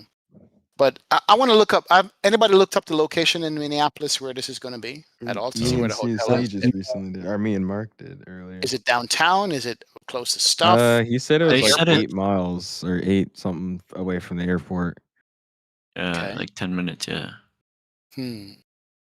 Interesting. Look, I'm looking forward to it. Why not? It's just going to be an expo. You guys are all flexible. That's why I love hanging out with you guys. You guys can go anywhere. I realize you just make it work. Yeah, it don't And when matter you where all they come- at. I'm there. And when they come through, they come through. Like, yeah, we're bringing But that 10 is- of us and 15 more. That is saying it's downtown, right next to the Mississippi River. The location in Minneapolis. Okay. All right, that's not bad. And somebody said the food prices are like very good, middle of the road prices, $10 to $35 for a meal. Yeah, when they were saying the hotel costs yesterday, Yeah, 150 to 180. that was nice. Yeah. That's Yeah. not bad. You know what I'm Better saying? than Providence. Oh yeah. Yeah. Mhm. Mine was like And 2 Vegas for that something a matter, right? night. I think Vegas was more expensive than 150, wasn't it? No, except when they add the tourist tax, resort Oh, tax, my God. California tax, Nevada tax, Right. resort tax with no resort. Like, if you're Yeah. gonna charge me a resort tax, you better let it be a resort. You know what I'm saying? For me, that was an Yeah. immigrant tax, but let's not talk about that. An accent tax. You know what I'm saying? Yeah. You pay us this much money, we won't call ICE tax. There you About go. that. Oh man. Yeah, That's so good. That was a joke, But- guys. That was a joke. But all right. Overall Expo experience. Let's start. Owls work way up. Overall Expo experience in this one. What do you rate Well, it? this was my second one, and it was. I think now knowing like from last year what to expect, like how it kind of runs, like what you do on Friday, what people do after, and actually kind of knowing more people in the group. Because like Data, for example, I met the dude last year. Like you and Blue were having breakfast with him. You're like, this is Data. I was like, hey, but like now I actually know people, so it was a lot better. I really enjoyed it. I think it was pretty fun. 1 to 10? Out of 10, Yeah, the whole weekend give combined. it a.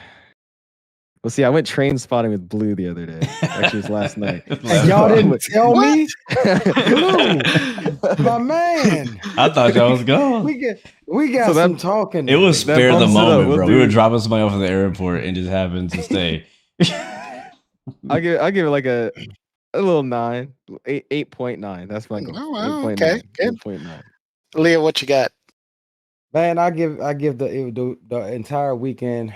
I'll just go on a limb and say it was solid 9.5 or 10. What? Wow. Well, okay, I wouldn't say 10, 9.5. Leo enjoyed Okay, himself. okay. No. Leo had a Hey, look, say what you want. Say what you want, but let me say this. And this is the last thing I'll say on it. If you have not been to an expo, it's not about the event, it's not about what you see on the show floor, because the reality is we can see all of this stuff from the comforts of our home. It's about the people. It's about hanging with each of you guys, creating a community. It's about a brotherhood. It's about just being around you guys and just being able to be ourselves and have fun. So for me, that's what it's about. And that's why I rank it pretty high, solid 9.5 or 10. You guys made this weekend fun. Wow. Yeah. So Pilot yeah. depth, what you got? Yeah, I'm gonna back that up because as it being my first expo and talking to all you guys on Discord and stuff and through the chat and stuff, it's been really fun actually meeting up with you guys in person and hanging out and having a great time. And obviously, you know, looking forward to Expo and stuff. I'm kind of sad because like 6 months ago, we were all, you know, let's go to Expo, let's go to Expo. But like the week before, I was like, dang, it's already here. So now I gotta wait. I gotta wait another whole year till MSP. But I mean, it was a great time. Obviously, you know, seeing all the new and upcoming stuff for Flight Sim and stuff. But big thing was the community. At the end of the day, meeting up with all you guys. It was a great time hanging out and just enjoying the time we had. So I'd probably give it a 9.6 out of 10. You know. Man, you guys got these high ratings. Wow. Sheesh. CST, what you got, bro? Let's go. Oh, he's about to say I'm three. scared. CST will give I'm it. scared now. 3 next. No, look, I obviously I go, right. So the reason why I go to these things is because I enjoy going, for those reasons, right? To build relationships, to meet new people, and all that good stuff. That's literally the way I look at it. That's a big percentage of why we all go to these expos, you know, except for the newbie first timer, you know, he's there to check out, you know, all the different peripherals and stuff like that. That's great. A lot of the stuff that we see at Expo is stuff that a lot of us have preview to before we even see it at the Expo. Let's be honest. You know, I feel blessed to kind of have some of those accesses, but as far as grading, I think there's things that could be done better, and I've already mentioned some of those things. Treating media partners like media partners and letting us do media, right? Giving us slots. I feel like, you know, they gave us a little title, you know, be a media partner, but then when it comes down to it, we didn't do anything for the expo. You know, you had a little badge as that media partner, but you couldn't really do anything media related. So I think that would be a big plus. Friday could be a little bit different. You know, I think if they could make Friday a little bit more exciting, and not make it feel like it's a waste of time, in a lot of sense. Even though, like I said, some things are great about it, but there could be so much more on that Friday, right? You know, and I think there's a couple of things that they could definitely expand on. I'll probably give it a nice 7 or 8. Not bad. And by the way, guys, don't forget, Evan said reach out to them with your ideas and I think they've sent out a survey, and let them know. Let them know your feelings. You know, be truthful about what you actually feel about. Yeah, because we shape the future of Flight Sim Expo. If you don't say anything that you don't about stuff that you dislike, then it's not going to change. Awesome. Right, I guess I'll give my rating. I'll do mine, and you can do yours last, and we'll wait it out. I had a couple other things before I give my rating I want to point out that was brought to me by other people. One of them was the media partner lounge that they had. Did you guys even know that was there or see it? Lame. I passed it, and it wasn't like the one that we had previously. It was. I saw snacks, and I was contemplating if I could take them or not. I didn't, but that's all I saw. Exactly. So that was back in Vegas. We had the media partner lounge. It wasn't the media partner lounge. It was Q8's thing, and he invited a bunch of our streamers to do streaming and hang out. I love that concept. I was hoping we'd have it again in Providence. Sadly, it didn't turn out that way. Last minute, they reached out to a bunch of us streamers saying, "Hey, do you guys want to do this concept again?" Except, I'm just being transparent. They wanted us to pay to kind of pitch in for it, which is fine. But I didn't see value in doing it. And now looking at it and knowing that somebody paid for that location, like I feel bad because nobody was there.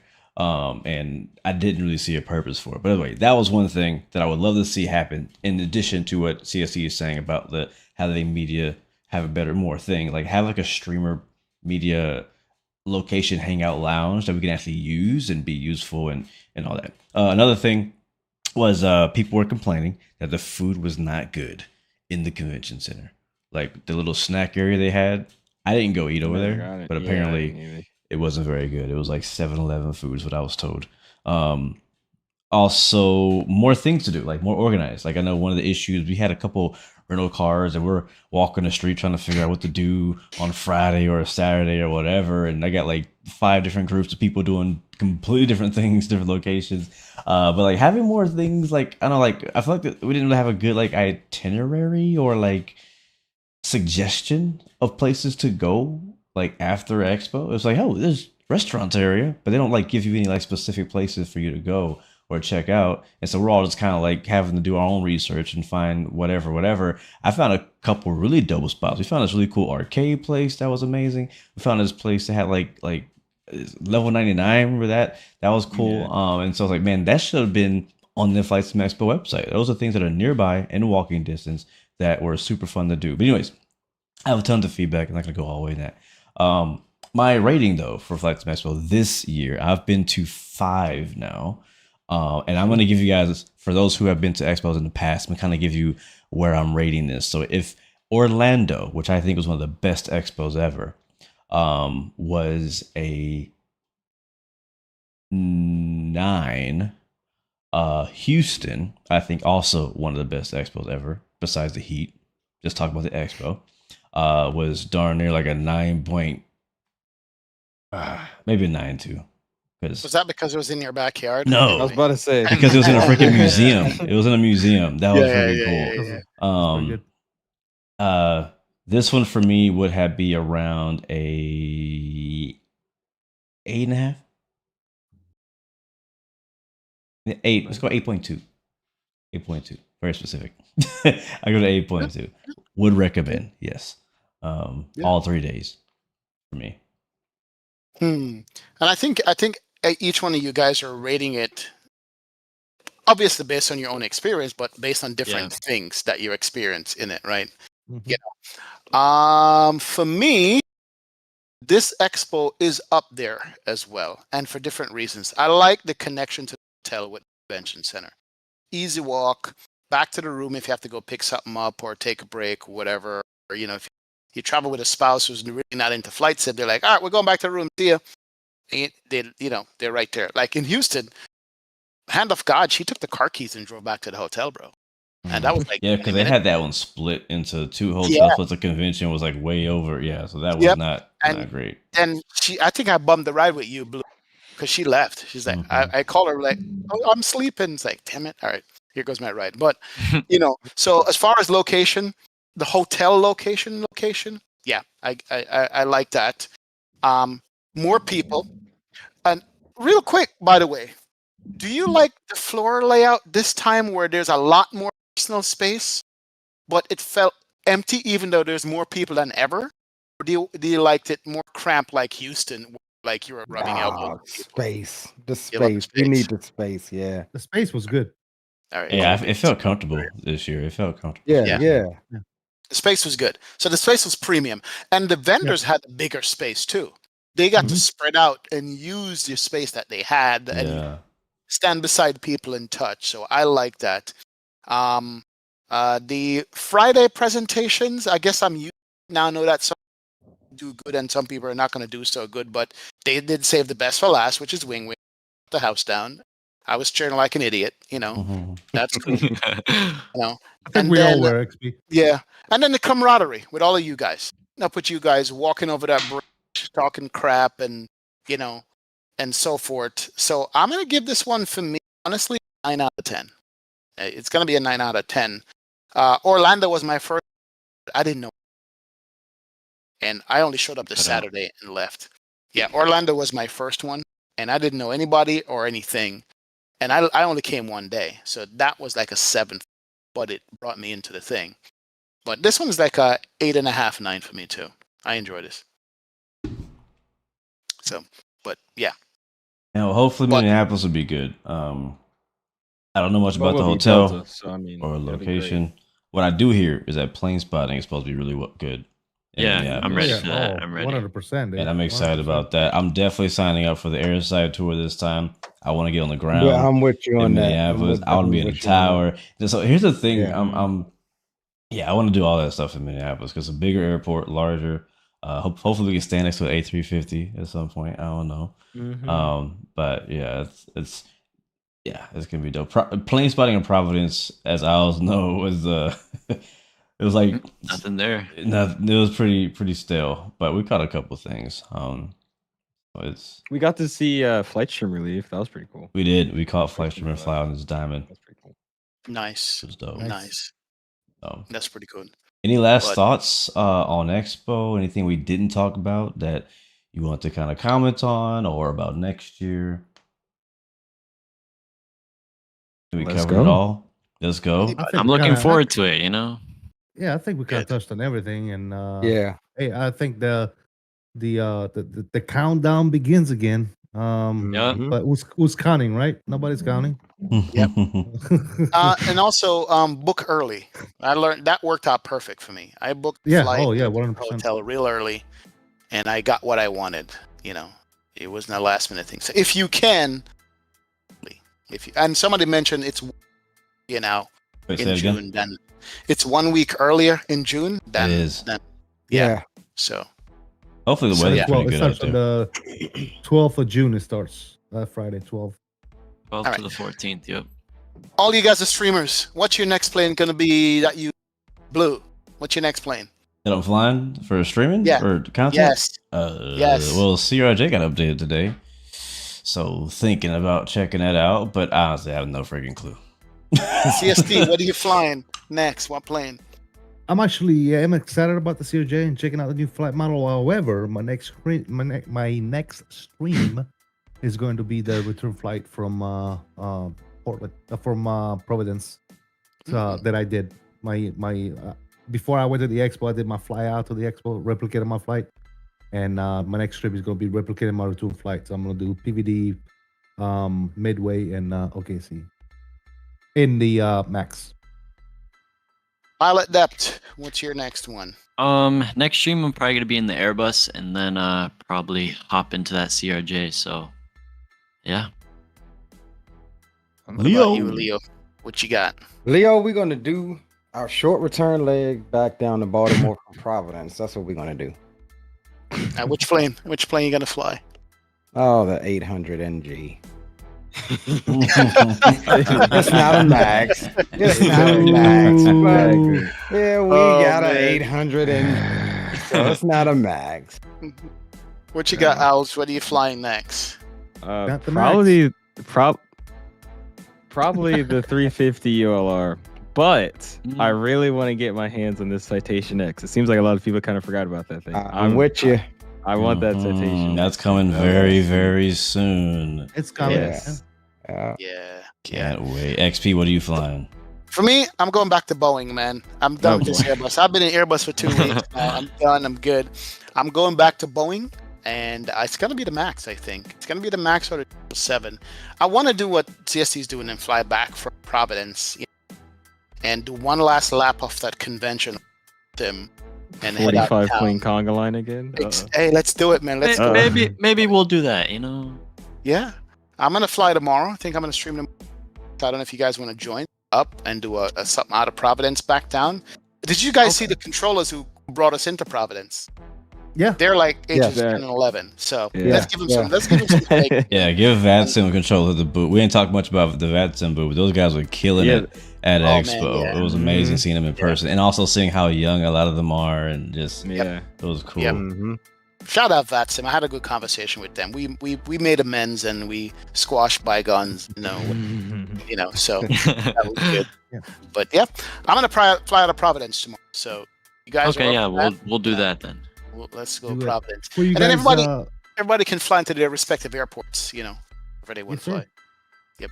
Go ahead. before you guys close it out, I like to say that getting a lot of good feedback. We should do this more often for sure. Oh yeah. Yeah, 100%. Chat. are What loving do you guys think? Do you guys think we should get together like this at least once a month and do a streamers confab like you see right here? Guys, That's for all One- chats, by the way. yeah, all chats. One in Yeah, the chat everybody. if you like this format. Two in the chat if you're like, nah, go about your business. Let's see them. Let's go. Let's see, because I like it personally. I like to have you guys. We can run stuff on. There's so much things to talk about flights and Yeah, I like You it. yeah, like the So fact that we I'm getting some yes in the chat. True. Awesome. Just shout out Appreciate to Pilot Al's dad and Pilot Dev's mom. Coming Oh, out. yeah. Oh Right. yeah, can't Bringing forget them, them. right? Yeah. Cannot forget them. Lucas, you have the best mom, bro. She's cool as a fan, dog. Appreciate Oh, yeah. it, man. She's cool as a Yeah. fan. Al's your dad too, bro. They're cool. Yeah. I ain't gonna hold you. Man. I myself. almost danced with your mom. I almost did. Oh I god. almost danced with your mom. All right. Oh, okay. Oh, God. All right. First it was CSP, now it's bro. Oh. Hey, That's hey. everybody around here, man. Is that video already out? It's on my story. In the web. It's on my story. I know. That was a good time, man. That It was was a good good. time. It was That's good. all I'm gonna say about that. Everybody's link. I don't think it's in the description now. Let me put it in. Everybody's link here is in the description of this video.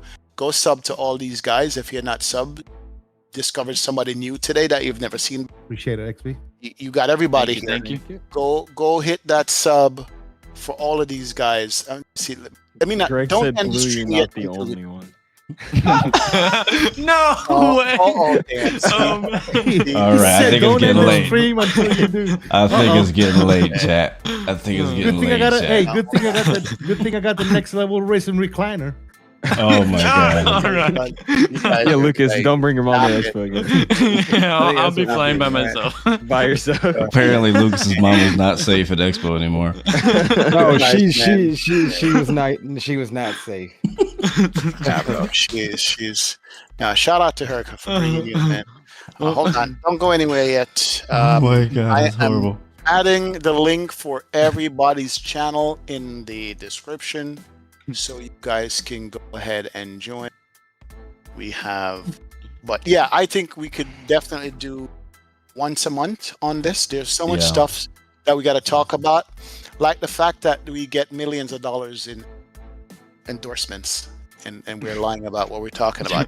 Absolutely. By the way, today's stream is sponsored by no one. So if you're watching, and you like to sponsor the Blue Experience podcast, hit us up on our email at bluexperience@gmail.com. I'm just kidding. Is that our email? I actually don't know. Anyways, Oh yeah. By the way, the Blue Experience channel. We didn't say this to anybody, but we got demonetized a while back last year. Don't ask. What? Oh yeah. so we do all this for free, by the way. We do all this for free For now. for now. But yeah, they demonetized us. No, So- no. That's- Oh yeah. No. No, no. Oh yeah. Because me and Blue broke the cardinal rule. We can't post up our material on our second channel because they said so. But No. you know. Wow. Al's chat is saying big up to your dad too, man. He was cool. He Cool. was cat. hanging out with Oh, yeah. y'all's group the whole Absolutely. time. It was funny. Yeah. call him, I was call him Al standing. Senior. I was standing out there vaping, and he just walks up. He was like, "Bro, you good?" He's cool. We just sat out there. I'm standing out there, just getting a little smoke break, and yeah, he was coming from that. I think I told you that Japanese place. Yeah. But yeah, man, cool dude, man, cool dude. Yeah. For everybody that sees the videos later on of him just disappearing, that's not me. That was him just disappearing. I just let that set straight. Thank you. Yeah. So yeah, everybody's link is up in the chat right now. Please do me a favor before you leave and hit that sub button. Definitely, these guys more than worth it. And one of the coolest thing that happened at Flight Sim Expo, and this is why I love Expo, I was standing talking to a family. Guy had 2 daughters, husband and wife, and he got a young daughter about 15, 16. She was going to start flying, and he wanted to get her and ask questions about it. And immediately I saw Owls. Like, that's a dude. Talk to that dude right here. I'm like, Owls, come talk to these people. Because Owls, of course, have the hookup as far as what's available for flying and help, finances, stuff. And they exchange like social media thing. I don't know how they did it. Tap. Like, wow, this is beyond me. I'm an old guy. And that was the coolest thing. So, things happen at Expo.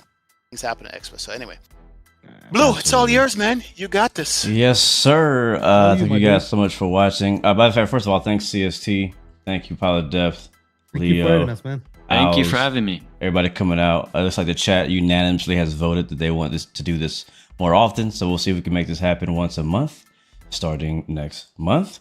Thank you guys for hanging out with us. Until next time, remember you have 3 choices: give up, give in, or give it all. You got this. Is the Blue Experience Podcast. Catch us here on YouTube on the Blue Experience Podcast YouTube channel. We are also on all of the places that podcasts are listened to, so check us out there as well. But anyways, guys, having a great day, great night, and we'll see you at Expo next year in Minneapolis. Is that how you say it? Something like that? Yeah. All right, we out of here. See ya. Everybody say see Later, guys. See you. Salute.